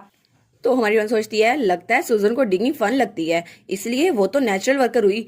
तो केमन कहता है लेकिन फिर भी तुम्हें केयरफुल रहना चाहिए, अगर कोई मसला हो गया तो डेंजरस होगा, इसलिए तुम्हें पहले लीना से सीखना चाहिए। और इसके बाद तो सुजन कहती है नहीं नहीं भाई, मैंने पहले सीख लिया है और आप फिक्र मत करें, मैं ये अपनी मर्जी से कर रही हूँ और एक दिन मैं डिगिंग मास्टर बन जाऊंगी। तो तब वहां रसल आता है, वो कहता है वैसे भी सिंपल काम करने में बहुत ज्यादा मजा आता है, ये एक्सरसाइज बड़ी फायदेमंद होती है और इससे मसल ट्रेनिंग भी होती है, ये मजेदार होगा है ना। तो सुजन कहती है मेरे बातों का जवाब ना दो, मैं तुमसे बात नहीं कर रही। तो फिर वो जाते हुए कहती है ठीक है मैं डिगिंग खुद कर लूंगी सिस्टर इल्ला, तो अब मैं चलती हूँ। तो हमारी कहती है क्या तुम अकेली जा रही हो। तो रसल कहता है मैं उनके साथ जाता हूँ। तो वो कहती है थैंक यू रसल। और उसके बाद वो हमारी सूजन के लिए दरवाजा खोलता है। तो सूजन बड़ी अकड़ के वहां से जा रही थी, लेकिन वो कहती है चलो अच्छा हुआ, कम से कम सूजन अकेली नहीं जा रही, वो जगह बहुत जरा खतरनाक है। तो रसल कहता है मैं आपके साथ चलता हूँ ताकि खतरे में मैं आपकी हेल्प कर सकूं। तो सुजन कहती है खतरा कैसा, मैं तो खुद स्ट्रांग हूँ, तुम्हें पता है ना। तो वो कहता है लेकिन फिर भी मैं फिक्रमंद हूँ। तो वो कहती है अच्छा छोड़ो इसे, मुझे जाने दो। और हमारी हीरोइन अभी तक पॉपकॉर्न लेके बैठी हुई थी। वो कहती है ये पहली बार है जब मैंने सुजन के साथ किसी ऐसे को देखा जिसे वो पसंद करती हो या कोई उसे पसंद करता हो। तो वो केमन से कहती है केमन क्या सुजन और मिस्टर रसल के दरमियान कुछ हुआ है। तो वो कहता है ओ ऐसा हुआ था। तो आगे से उसका साथी कहता है रसल सूजन का फर्स्ट लव है। तो हमारी कहती है फर्स्ट लव, और उसने पॉपकॉर्न चश्मा पीछे फेंक दिया था। वो कहते हैं मुझे और बताओ ना। तो उधर से मेज कहता है हाँ लेकिन जैसे ही सूजन ने रसल को प्रपोज किया उसने उसे रिजेक्ट कर दिया, और वैसे भी रसल को सिर्फ तलवारबाजी पसंद है। तो हमारी कहती है ओ अच्छा, तो इनका रिलेशनशिप बहुत ज्यादा सेंसिटिव है। तो वो कहता है हाँ हाँ बिल्कुल, लेकिन इसीलिए तो वो उनके लिए बहुत ज्यादा अपसेट हो रही थी क्योंकि उस तलवारबाजी के अलावा कुछ आता ही नहीं है। तो हमारी हीरोइन कहती है कितना हार्ट ब्रेकिंग होगा ना, सूजन ने इतनी ज्यादा हिम्मत की और जाके उसे प्रपोज किया, लेकिन आखिर में उसको मना कर दिया गया। तो हमारा केमन कहता है लेकिन सूजन तो उस वक्त छोटी सी बच्ची थी और मुझे लगता है उस वक्त वो बिल्कुल भी सीरियस नहीं होगी, और अब उसको लगता है वो बहुत ज्यादा एम्बैरसिंग चीज होगी। तो हमारी बहन कहती है नहीं नहीं तुम्हें लड़कियों का नहीं पता, अगर उसने एक बार उसे प्रपोज किया है ना तो अभी तक उसके पास फीलिंग होगी। तो वहां से लुइस ईगो स्वाड आती है। वो कहती है ये लोग तो बिल्कुल इनसेंसिटिव है, मार्शल लोग तो बिल्कुल इनसेंसिटिव है, इनमें तो कोई फीलिंग्स ही नहीं है, इनको तो पता नहीं चलता लड़कियां क्या सोचती हैं। तो हमारी बहन कहती है हाँ हाँ बिल्कुल, ये तो बिल्कुल पागल है, और ये बातें जाके हमारे हीरो के सर पे लगती हैं। तो वो कहती है हाँ वैसे भी अगर वो सिंसियर ना होती तो कभी भी वो अपने प्यार का इजहार ना करती, लेकिन ऐसा चांस है कि शायद उनकी फीलिंग्स अभी तक कंटिन्यू हो, और क्या ऐसा हो सकता है कि वो दोनों अब वहां अकेले जा रहे हैं तो कोई टर्निंग पॉइंट आ जाए। तो हमारा हीरो कहता है लीना तुमने कहा था तुम रेंच पे जा रही हो तो हम लोग साथ चलें। तो पीछे से केवन का साथी कहता है आपने हमारे लिए इतना सारा डिलीशियस ब्रेकफास्ट बनाया था, तो क्या हम भी आपके साथ चल सकते हैं। तो हमारी हीरोइन कहती है मुझे रेंच तो जाना है, लेकिन मैं बहुत ज्यादा क्यूरियस हूँ कि सूजन और रसल के दरमियान क्या होगा, मुझे ये जानना है। तो केमन अपने साथियों से कहता है तुम लोग को उसे परेशान करने की जरूरत नहीं है। तो वो कहते हैं नहीं नहीं फिक्र मत करें, हम हेल्प करेंगे। तो तभी लुइस वहां पे आता है, कहता है मास्टर। तो लीना कहती है क्या। तो वो कहता है मैं आपकी दूसरी आंखें बन जाऊंगा, मैं जाके उन पर नजर रखता हूँ। और वो तो बहुत ही ज्यादा चपक रहा था, जैसे बिल्कुल जासूसी करने वाला है। तो हमारी कहती है क्या सच में तुम ये कर सकते हो। तो वो दोनों हाई फाई देते हैं। वो कहती है सच में तुम ये करोगे तो बड़ा मजा आएगा, अभी जाओ उन पे नजर रखो और सारे कुछ मुझे बताओ। तो फिर वो उसको बाय बाय करते हुए कहती है लुई लुई तुम्हें मुझे सब कुछ बताना है, एक सिंगल डिटेल भी मिस नहीं करनी, अभी जाओ उन पे नजर रखो, देखो सही उनकी लव स्टोरी कैसे चलती है, और जाओ मेरा सीसीटीवी बन जाओ, एक एक लाइव फुटेज मुझे आके दिखानी है। तो वो कहता है जी मास्टर। और उसके बाद हमें वापस से हमारी सूजन और रसल का सीन दिखा रहता है, और सूजन आगे बढ़ी थी। वो सोचती है मैंने कभी एक्सपेक्ट नहीं किया था हम दोनों अकेले कहीं जाएंगे। लेकिन वो कहती है काउंट रसल, ये तो मेरे भाई के सबसे रॉयल नाइट है, और ये तो शुरू में एक कॉमनर थे, लेकिन जब से ये रिक्रूट हुए ना, इन्होंने हमेशा सबके लिए अच्छा ही किया है, और इनकी वजह से मेरे भाई ने स्पोर्ट्समैनशिप सीखी। शायद ये नेचुरल था कि हम दोनों ऐसे मिले, लेकिन वो तो मुझसे बहुत ज्यादा बड़ा है और भाई से भी। लेकिन फिर भी मैं तो बचपन में उसके कंधे पे झूला करती थी, और मैं तो बहुत ज्यादा खुश थी उसके साथ। कभी कभी तो मैं उसके पास आती थी कि मुझे भाई के साथ ही सोना, मुझे उसके साथ सोना है। मैं तो बहुत ज्यादा छोटी थी। तो रसल कहता है, लेडी सुजन, क्या वो ईगो स्वार्ड नहीं है? तो सुजन कहती है, क्या ईगो स्वार्ड? और ईगो स्वार्ड उन्हें दूर से देख रही थी, लेकिन वो दोनों भी उसको देख पा रहे थे। हाय, क्या नजर रख रही हो तुम, सीसीटीवी। तो सुजन कहती है, लेकिन क्या सच में ये हमें फॉलो कर रही है? तो रसल कहता है, क्या पता ये हमें प्रोटेक्ट करने की कोशिश करी हो या फिर हमें गाइड करने की। तो सुजन कहती है, लेकिन ईगो स्वार्ड तो हमेशा सिस्टर इन लॉ के साथ रहती है, पता नहीं अभी यहाँ पर क्यों आ गई। तो रसल कहता है, ओ फाइनली, कम से कम आपने मेरी तरफ देखा सही, ईगो स्वार्ड के बहाने। तो तब उसको देखती है तो वो बहुत ज्यादा चमक रहा था। वो कहता है, अब आप कैसी हैं योर हाइनेस? और वो तो ब्लश कर रहा था। तो हमारी सुजन उसके आंख के पास एक निशान को देखती है। वो कहती है, ये स्कार, ये तो उसको तब आया था ना जब बचपन में उसने मुझे बताया था, तब ब्रांच उसके सर पे आके लगी थी, और इसी वजह से उसके आईब्रो के ऊपर एक कट आ गया। लेकिन उसने कहा, मैं बहुत ज्यादा खुश हूँ कि आप सेफ हैं। तो तब वो कहता है, और प्लीज आप मेरे साथ कंफर्टेबली बात कीजिए, मुझे नहीं पता कि आप मेरे साथ फॉर्मल क्यों हो रही हैं, लेकिन हम आराम से भी बात कर सकते हैं ना। तो सुजन सोचती है, इडियट, इसको कुछ नहीं पता मैं इसके साथ फॉर्मल स्पीच क्यों यूज कर रही हूँ, क्योंकि अगर मैंने ऐसा ना किया तो इसको फिर से गलतफहमी हो जाएगी, और इसी वजह से मैं एक लाइन ड्रॉ कर रही हूँ। तो तब उसे याद आता है जब बचपन में वो उसे स्पोर्ट्समैनशिप सिखाया करता था। वो सोचती है, हालांकि इसको मैं पसंद नहीं हूँ, फिर भी इसने मुझे रिजेक्ट कर दिया, लेकिन अभी तक मेरे दिल में उसके लिए बहुत ज्यादा फीलिंग्स है। और वो तो ब्लश करी थी। वो कहती है, अगर मैं इसको दोबारा से बता दूं तो क्या ये मेरी बातों को समझेगा? नहीं, मुझे लगता है अभी भी ये मेरी फीलिंग्स को नहीं समझेगा। और दूसरी तरफ सीन चेंज होता है और हमें रैंच दिखाया जाता है जहां हमारी हीरोइन सबको लेके आई थी। तो हमारा केमन कहता है, ये फार्म तो बहुत ज्यादा बिग है, मैंने सोचा था ये छोटा सा होगा, लेकिन यहाँ पे तो बहुत ज्यादा काउस और बहुत ज्यादा चीजें हैं। तो उसके साथी भी वहां पे कहते हैं, वो देखो यहाँ कितनी ज्यादा चीजें हैं। तो हमारी हीरोइन कहती है, ये साइज सबसे ज्यादा अच्छा है क्योंकि इसको मैं अकेले मैनेज करती हूँ, और यहाँ पे इतने ज्यादा जानवर भी नहीं है। वैसे तो मैं सिर्फ काम फसलों का करती हूँ, लेकिन यहाँ पे फील्ड क्रॉप के अलावा मैं डेयरी प्रोडक्ट्स भी बेचती हूँ। तुम्हें क्या लगता है डेयरी प्रोडक्ट्स फ्रेश होने चाहिए तो अच्छे नहीं होंगे? और वैसे भी जो वर्कर्स हैं वो कभी कभी इसको क्लीन कर देते हैं, लेकिन बाकी का काम मेरा अपना होता है। इसलिए वो सोचती है, मुझे इस अपॉर्चुनिटी को मिस नहीं करना चाहिए, आज मेरे साथ इतने सारे लोग हैं तो मैं सबसे हेल्प लूंगी। तो तब वो उनको अंदर ले आई थी। वो कहती है, ये मेरी डेयरी काउ बार्न है, और इसी का दूध हम लोग बहुत ज्यादा खाने की चीजों में इस्तेमाल करते हैं, और डेयरी काउ, इससे जो दूध इस्तेमाल होता है ना, उससे बहुत सारे न्यूट्रिएंट्स मिलते हैं। तो सब लोग कहते हैं, वाह, ये काम तुम खुद करती हो? तो वो उनको करके दिखाती है, कहती है, हाँ बिल्कुल, मिल्क के बहुत ज्यादा फायदे हैं और इसकी वजह से हड्डियां भी मजबूत होती है। तो तब मेज कहता है, नहीं नहीं, मुझे लगता है मैं ये नहीं कर सकता, ये तो बहुत ज्यादा ग्रोस लग रहा है और इसकी स्मेल भी कितनी ज्यादा है। तो हमारी बहन कहती है, लेकिन सर फिलिक्स, जो एग्स आपने सुबह खाए थे वो भी तो जानवर से आए थे ना, तो आपको अब इसमें क्यों मसला हो रहा है? तो उसका साथी कहता है, एक बार करके तो देखो, इससे बहुत ज्यादा मजा आएगा। तो फिलिक्स कहता है, अच्छा ठीक है। तो वो गाय के पास बैठता है और कहता है, ऐसे करना है? तो वो कहती है, हाँ बिल्कुल, ये बड़ा अच्छा कर रहे हो तुम। तो फिलिक्स कहता है, वाह, मुझे लगा था मैं बिल्कुल अनकंफर्टेबल होऊंगा, लेकिन ये तो बहुत ज्यादा मजेदार है, और ये दूध हम तो इसको बाद में इस्तेमाल भी कर सकते हैं ना, हम तो इससे बहुत ज्यादा चीजें बना सकते हैं। तो हमारी बहन कहती है, हाँ हाँ, देखा, यही होता है चार्म फार्मर का, और ये छोटी छोटी चीजें लगता है बहुत ज्यादा मुश्किल है, लेकिन इसकी वजह से हमें खाने के लिए बहुत ज्यादा चीजें मिलती हैं। तो फिर पीछे से दूसरा साथी कहता है, लेडी, क्या आप सच में जब से छोटी थी तब से चाहती थी कि आप एक फार्म चला सकें? वो कहती है, नहीं, मैं इसे कुछ सालों से ही बस कर रही हूँ, और वैसे भी अभी तक मैंने सिर्फ एग्रीकल्चर की स्टडी की है। बहुत सारी चीजें इस कंट्री साइड में ऐसी थी जिनका मुझे एक्सपीरियंस नहीं था, और ये सब बिना प्लानिंग के मैंने किया, लेकिन एक्चुअली मेरे पास कोई और चॉइस नहीं थी। जब मैं भूख से मर रही थी तब एक दिन अचानक मुझे स्वीट पोटैटोस मिले, और उसके बाद मुझे जब वो खा के पता चला वो कितने ज्यादा डिलीशियस है, तो मैंने फार्मिंग शुरू कर दी। लेकिन बहुत ज्यादा डिफरेंस है कि चीजें आपको जो थ्योरेटिकली पता हो और जो आपके एक्सपीरियंस हो।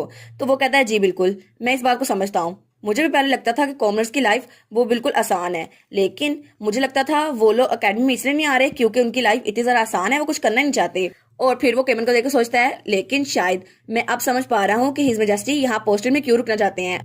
और केमन हमारी लीना की हेल्प कर रहा था। वो कहता है, लीना, मैं इस घास को कहाँ पर रखूँ? तो वो कहती है, हाँ थैंक्स केमन, उसको वहां पर ले जाओ।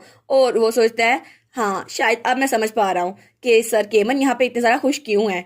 तो तब केमन कहता है, तुम समझ गए तो तुम खुद ट्राई क्यों नहीं कर लेते? वैसे भी फार्मिंग एक बिजी टास्क है और इसके लिए तुम्हें दिन में काफी बार काम करना पड़ता है।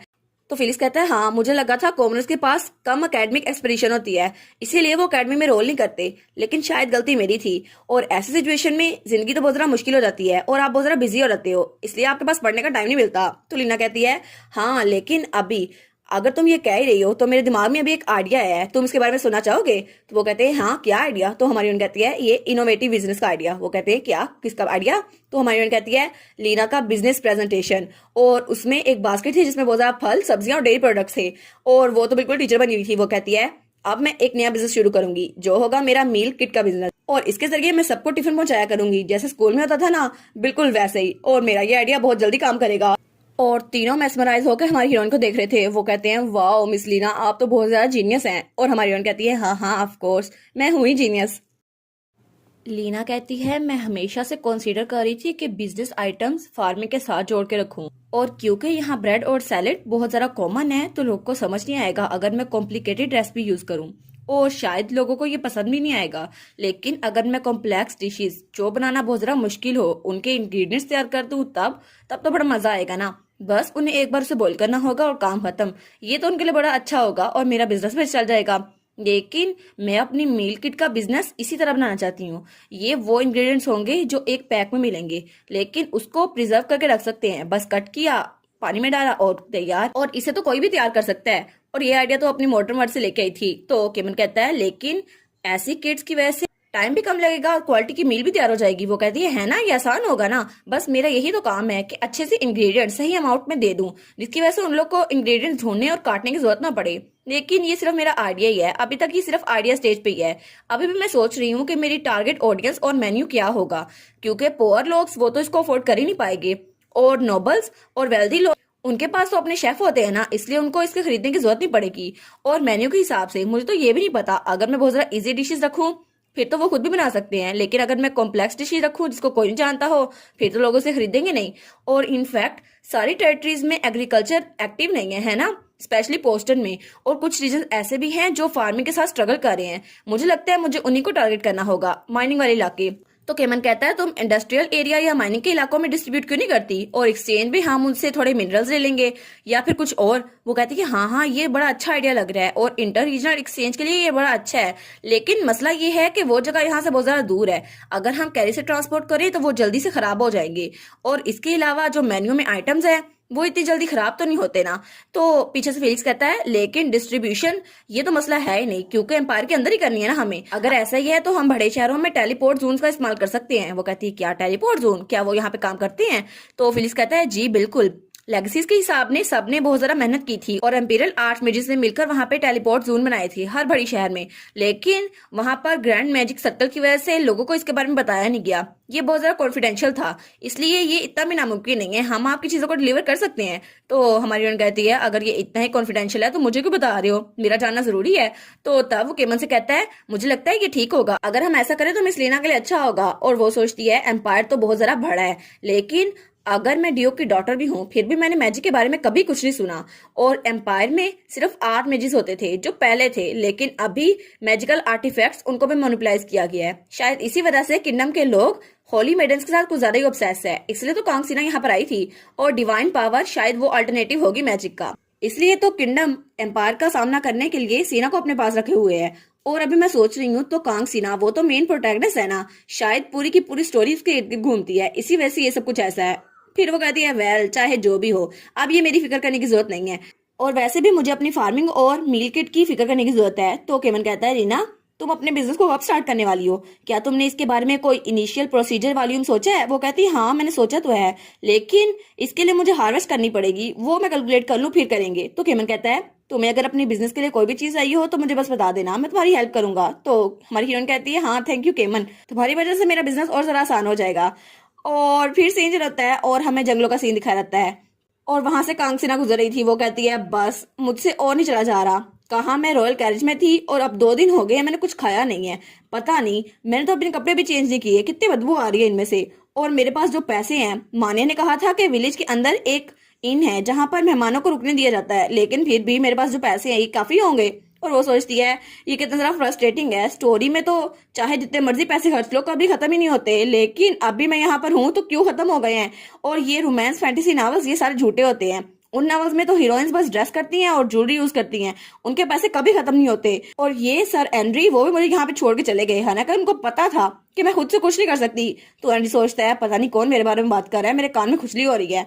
और वो सोचती है वो तो पानी भी नहीं लेके आया, उसने मुझे कहा कि मैं खुद अपना इंतजाम करूं।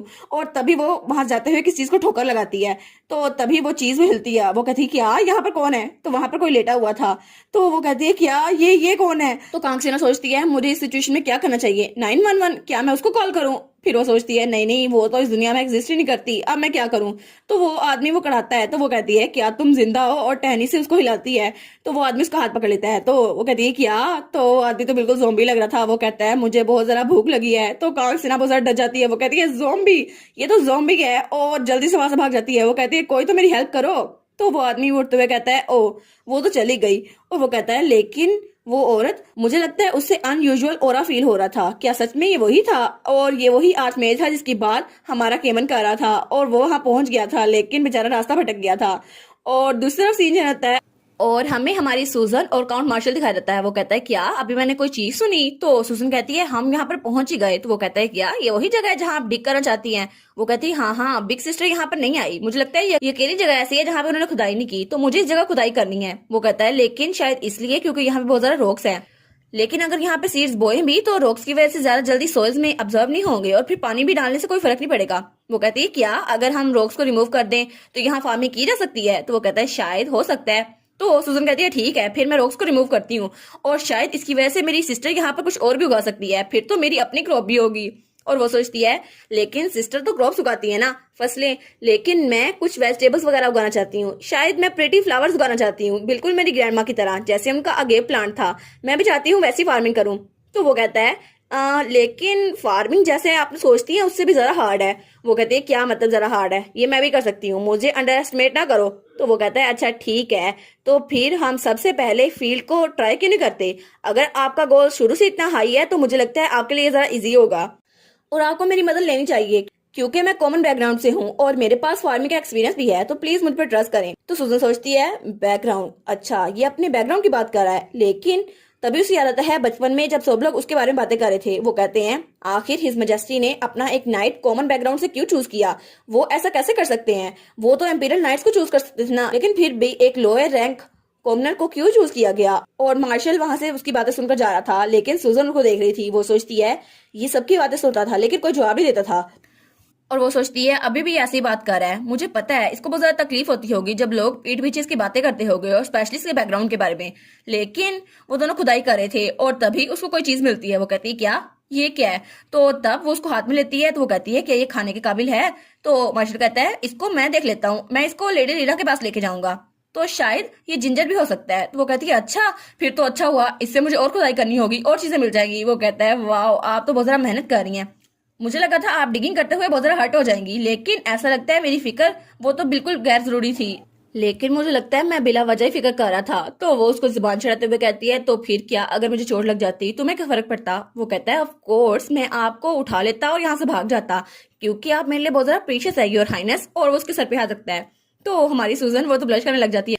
वो कहती है क्या मैं तुम्हारे लिए प्रीशियस हूँ। तो फिर वो कहती है प्लीज ऐसी बातें मत कहो जो तुम चाहते नहीं हो कहना। वो कहता है क्या मतलब, मैं ये कहना चाहता हूँ। तो वो उसका हाथ पीछे हटाती है और कहती है नहीं तुम ये नहीं चाहते, और वैसे भी अगर मैं तुम्हारे लिए प्रीशियस होती तो तुम मेरी कन्फेशन को रिजेक्ट क्यों करते। तो वो कहता है क्या कन्फेशन को रिजेक्ट।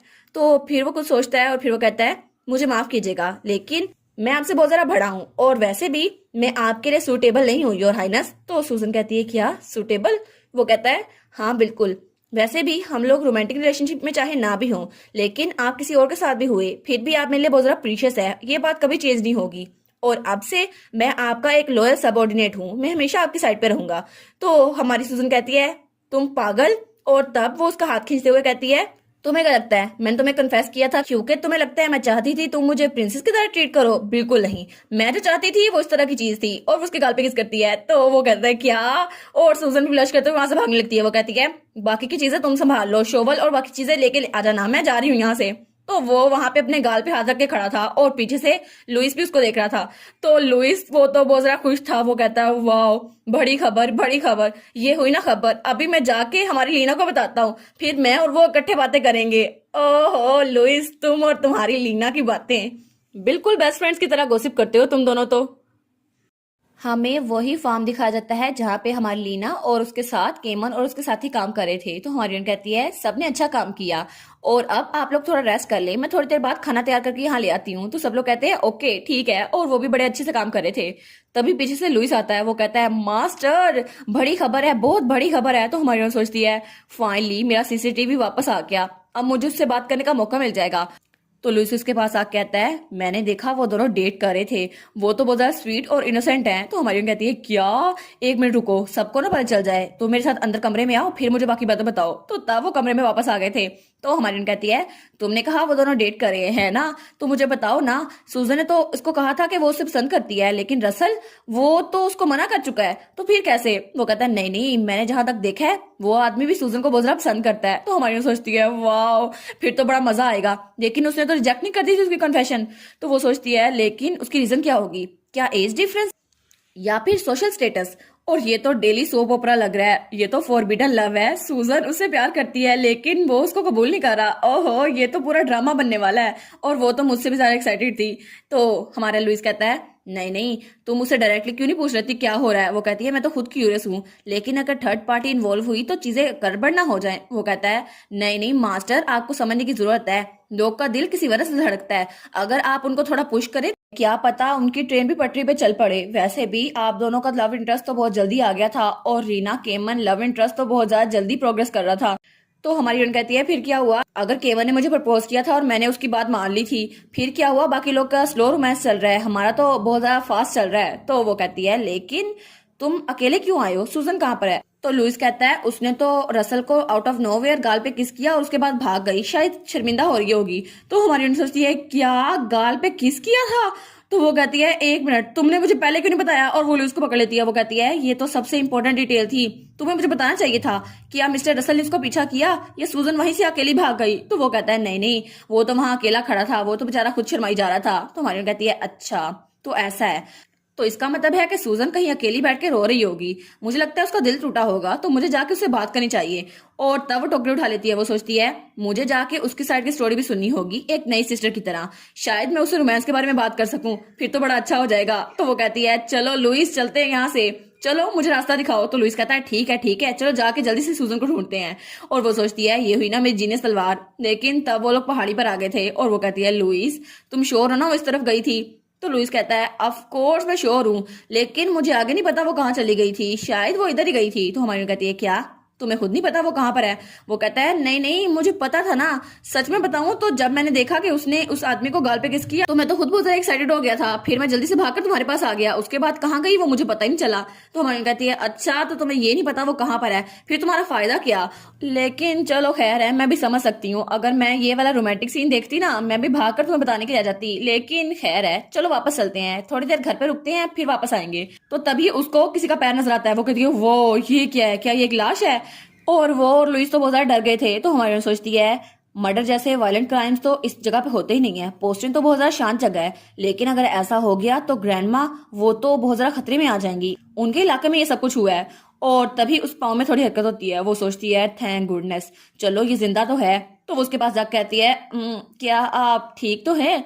तो वो वही प्रीस्ट था। वो कहता है नहीं मैं बिल्कुल भी ठीक नहीं हूँ। तो हमारी सोचती है ये कितना ज्यादा स्केरी है। तो तभी उसको हमारी हीरोइन की बास्केट नजर आती है। वो कहता है क्या ये कोई खाने की चीज है? तो वो जल्दी से हमारी हीरोइन के पास आता है और बिल्कुल पफी बन जाता है। वो कहता है ये तो दूध है ना, ये मिल्क है ना, मुझे थोड़ी देर के लिए ये दे दोगी ना, मुझे बहुत ज्यादा भूख लगी है, मुझे लगता है गॉड ने मेरे लिए एंजल भेजी है। तो हमारी हीरोइन सोचती है ये पागल वागल तो नहीं हो गया, और वो सोचती है ये अभी पपी की तरह एक्ट क्यों करने लग गया है। और सबसे इंपॉर्टेंट बात ये दूध तो मैंने खाने में इस्तेमाल करना था, अभी तो मुझे खाना बनाना था। तो वो कहती है मैं इसको नहीं देने वाली।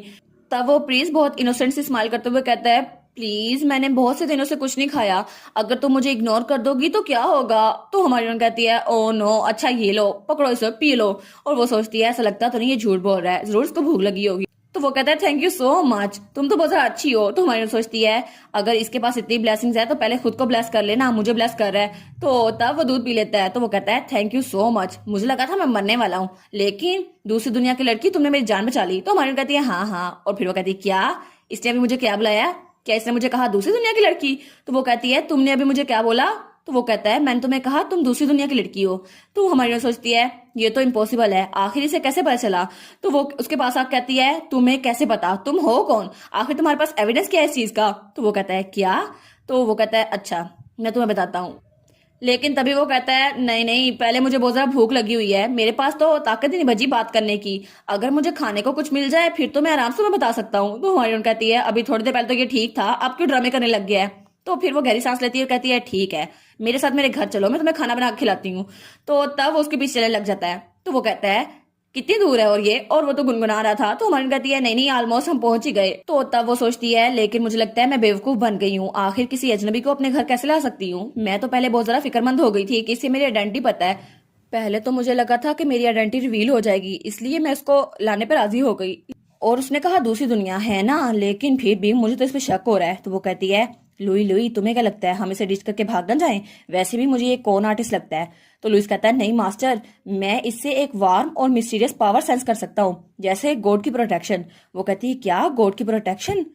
और तभी वो आदमी उसके पास आता है। वो कहता है मैं तो तब से बहुत ज्यादा क्यूरियस हूँ, तुम आखिर से बात क्यों कर रही हो, क्या ये यूनिक तलवार है, लेकिन ये तो बहुत ज्यादा डरावनी लग रही है। तो हमारी उन कहती है क्या बिल्कुल नहीं, तुम लुइस को टच ही कर सकते। तो वो कहता है नहीं नहीं, तुम्हें क्या लगता है अगर मैं इसको टच करूंगा तो ये टूट जाएगी, जरा मेरी कलाइयों को तो देखे, तुमसे भी ज्यादा नाजुक है।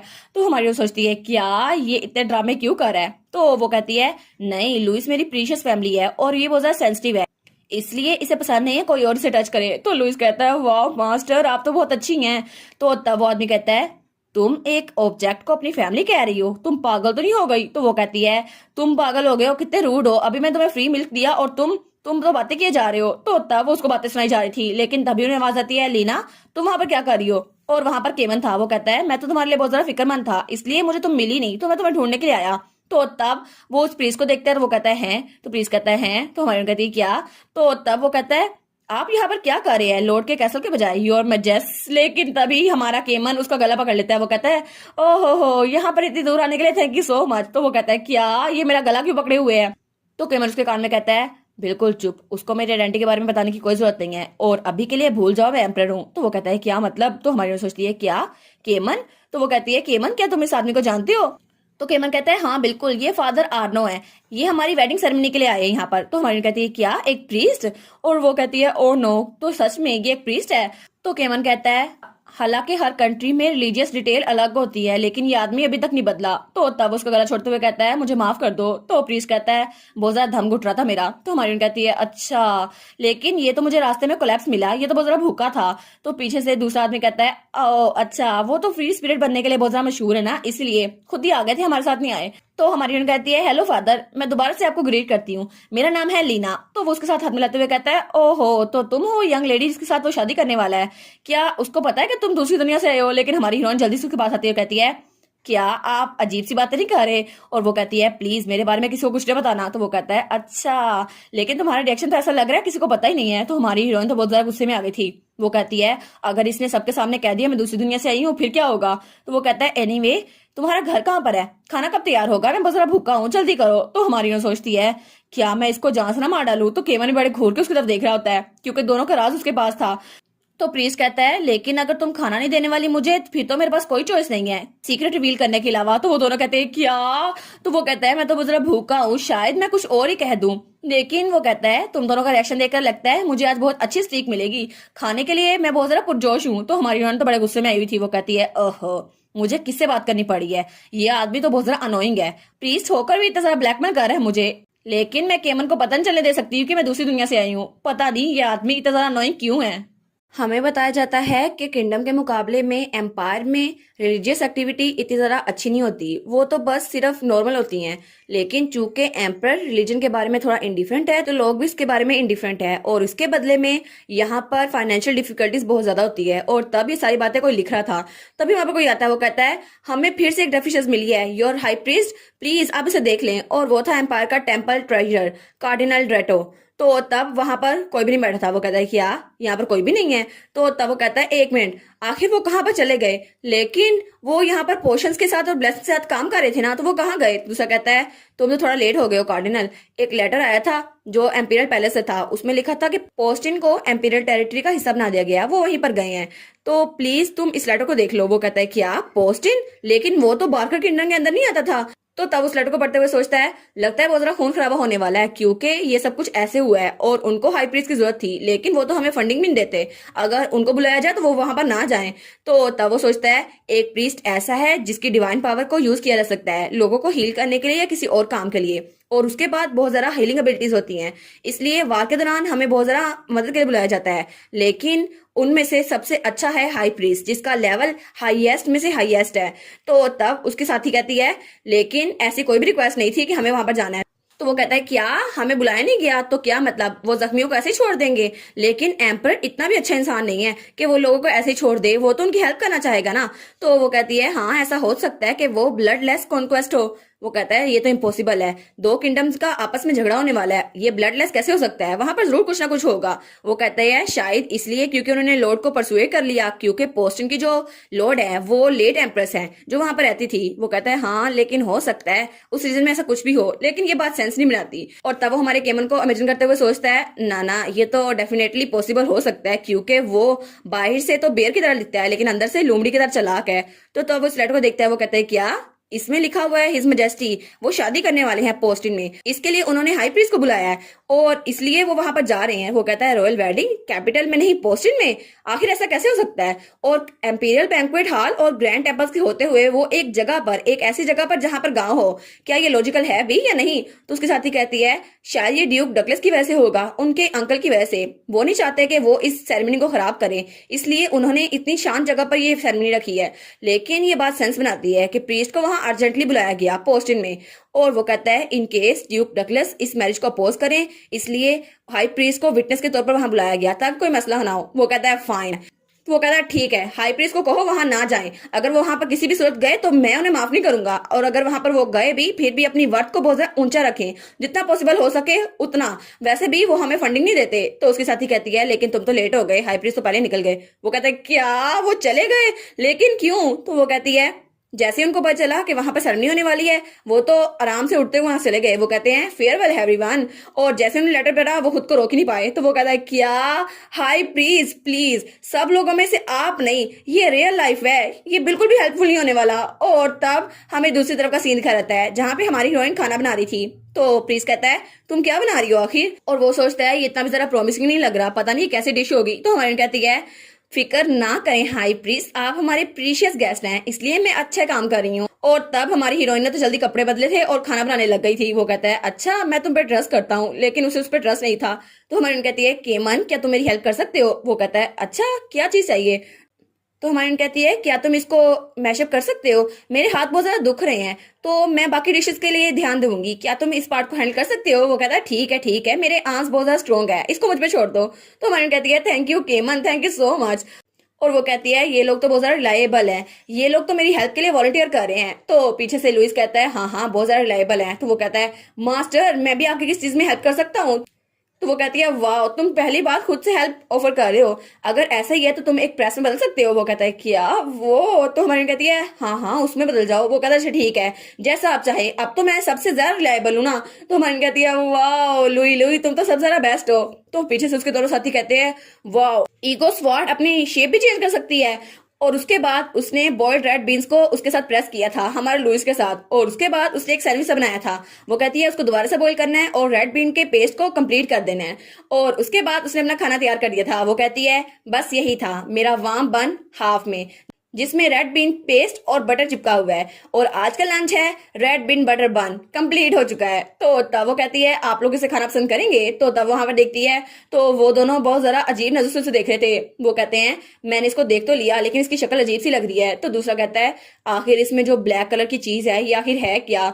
तो हमारी सोचती है इनके लिए नहीं होगी ना, यहाँ पर रेड बीन का पेस्ट नहीं इस्तेमाल किया जाता, तो शायद इनको अजीब लग रहा हो। वो कहती है एक बार चख के देखो, ये जो ब्लैक कलर का स्टफ है ना ये रेड बीन का पेस्ट है, ये बहुत ज्यादा स्वीट है, इस पर चख के देखो।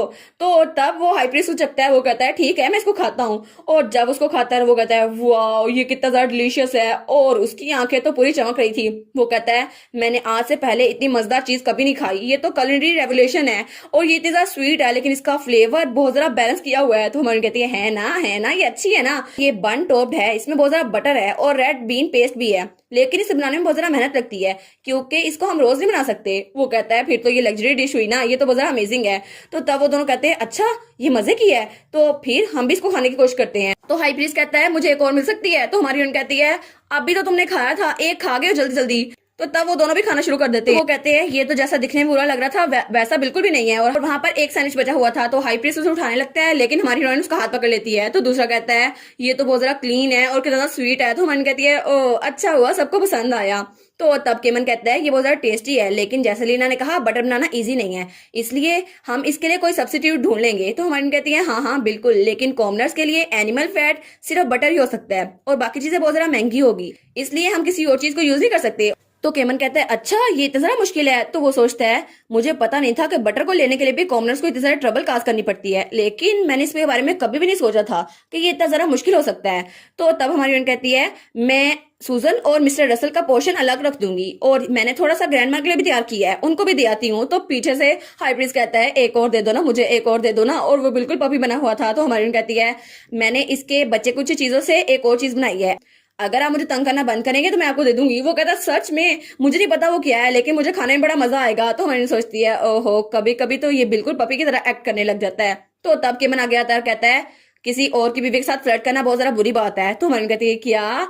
तो तब वो कहती है बीवी। तो हाई प्रीस्ट कहता है ओहो मैं फ्लर्ट नहीं कर रहा था, मैं तो खाने के लिए मांग रहा था। तो तब उसके कान में कहता है तुमने कहा था कि तुम इस सेरेमनी को कंट्री साइड में करना चाहती हो, क्या ये सच में प्यार के लिए था? तो हमारे केमन का चेहरा लाल हो जाता है। वो कहता है अच्छा तुमने लीना कहा था ना कि ग्रैंड माँ को ये देना है, मैं ये काम करूंगा। वो कहती है अच्छा अगर तुम इंसिस्ट करते हो तो ठीक है। तो तब हमारा हीरो कहता है आप भी मेरे साथ जा रहे हैं हाई प्रीस्ट? तो वो कहता है क्या, लेकिन मुझे तो वो रेड बिन की बच्ची कुछ चीज चेक करनी थी। वो कहता है आप मेरे साथ जा रहे हैं। तो हाई प्रीस्ट कहता है अच्छा ठीक है मैं चलता हूँ।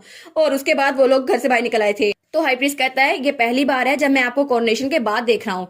तो हमारा एम्पर कहता है हाँ क्योंकि उसके बाद हम लोग बहुत ज्यादा बिजी हो गए थे और मेरे पास कोई मौका नहीं था कि आपको वहां पर बुला सकूं। तो वो कहता है लेकिन फिर भी आपका रियल फेस देखना तो बहुत ज्यादा ऑनर है मेरे लिए। तो एम्पर कहता है ऐसा नहीं है मैंने इसे प्लान किया था, लेकिन आपका स्टेटस बहुत ज्यादा हाई है हाई प्रीस्ट, और वैसे भी जब से मैं एम्पर बना हूँ मुझ पे नजर रखी जा रही है और मेरे अंकल वो इस बात की ताक में रहते हैं कि मैं कोई गलती करूं और वो मुझे शतरंज में से बाहर निकाल दे। वो कहता है अच्छा ठीक है मैं समझ गया। तो फिर वो कहता है लेकिन आखिर तुम्हारा फेस इतना ज्यादा हेल्दी कैसे लग रहा है? वो कहता है बस कर दे आप बिल्कुल बकवास कर रहे हैं। तो वो कहता है नहीं नहीं देखो सही तुम्हारा चेहरा कितना अच्छा लग रहा है, ऐसा लगता है जो लड़की एम्प्रेस बनने वाली है उसमें रियल कुकिंग टैलेंट है। तो हमारा एम्पर और शर्माने लग जाता है। तो हाई प्रीस्ट कहता है मुझे लगा नहीं था कि उस अनफेमिलियर फूड का टेस्ट इतना जरा अच्छा होगा, लेकिन उसने तो कमाल कर दिया। तो हमारा हीरो कहता है तो फिर आप पूछ क्यों रहे कि मैं अपनी आइडेंटिटी को छुपा क्यों रहा हूँ? तो वो कहता है अच्छा हम इतने भी ज्यादा क्लोज नहीं है। और मुड़ते हुए कहता है अगर तुम्हें मुझे बताना होता तो पहले बता चुके होते, इसलिए तुम्हारे पास अपनी रीजंस होंगी। तो एम्पर कहता है क्या इसको मुझसे नहीं पूछना? तो हाई प्रीस्ट वहां से जाते हुए सोचता है क्योंकि एम्पर इकलौता नहीं है जिसके पास एक राज है, इसके अलावा भी एक और इंसान है इसके पास राज है। और तब वो सोचता है पहले मुझे लगा था कि वो लड़की जो मुझसे दूर भागी है उसकी वजह से मुझे और थोड़ा सा सेम महसूस हो रहा है, लेकिन जैसा उसका रिएक्शन था ये कोई इत्तेफाक नहीं हो सकता, जरूर ऐसा कुछ होगा क्योंकि इस दुनिया में सिर्फ एक लड़की बाहर से नहीं आई, यहाँ पर दो लड़कियां हैं जो किसी और दुनिया से आई हैं। और इसी के साथ ये वाला पार्ट यहाँ पर ख़त्म। तो आप लोग बताइएगा आपको ये पार्ट कैसा लगा। प्लीज़ लाइक करिएगा, कमेंट करिएगा और शेयर करिएगा। और जो न्यू व्यूवर्स हैं काइंडली वो चैनल को सब्सक्राइब कर दें। और पिछली वीडियोस का लिंक आपकी स्क्रीन पर नज़र आ रहा होगा तो काइंडली उनको भी चेकआउट कर लें। Thank you so much.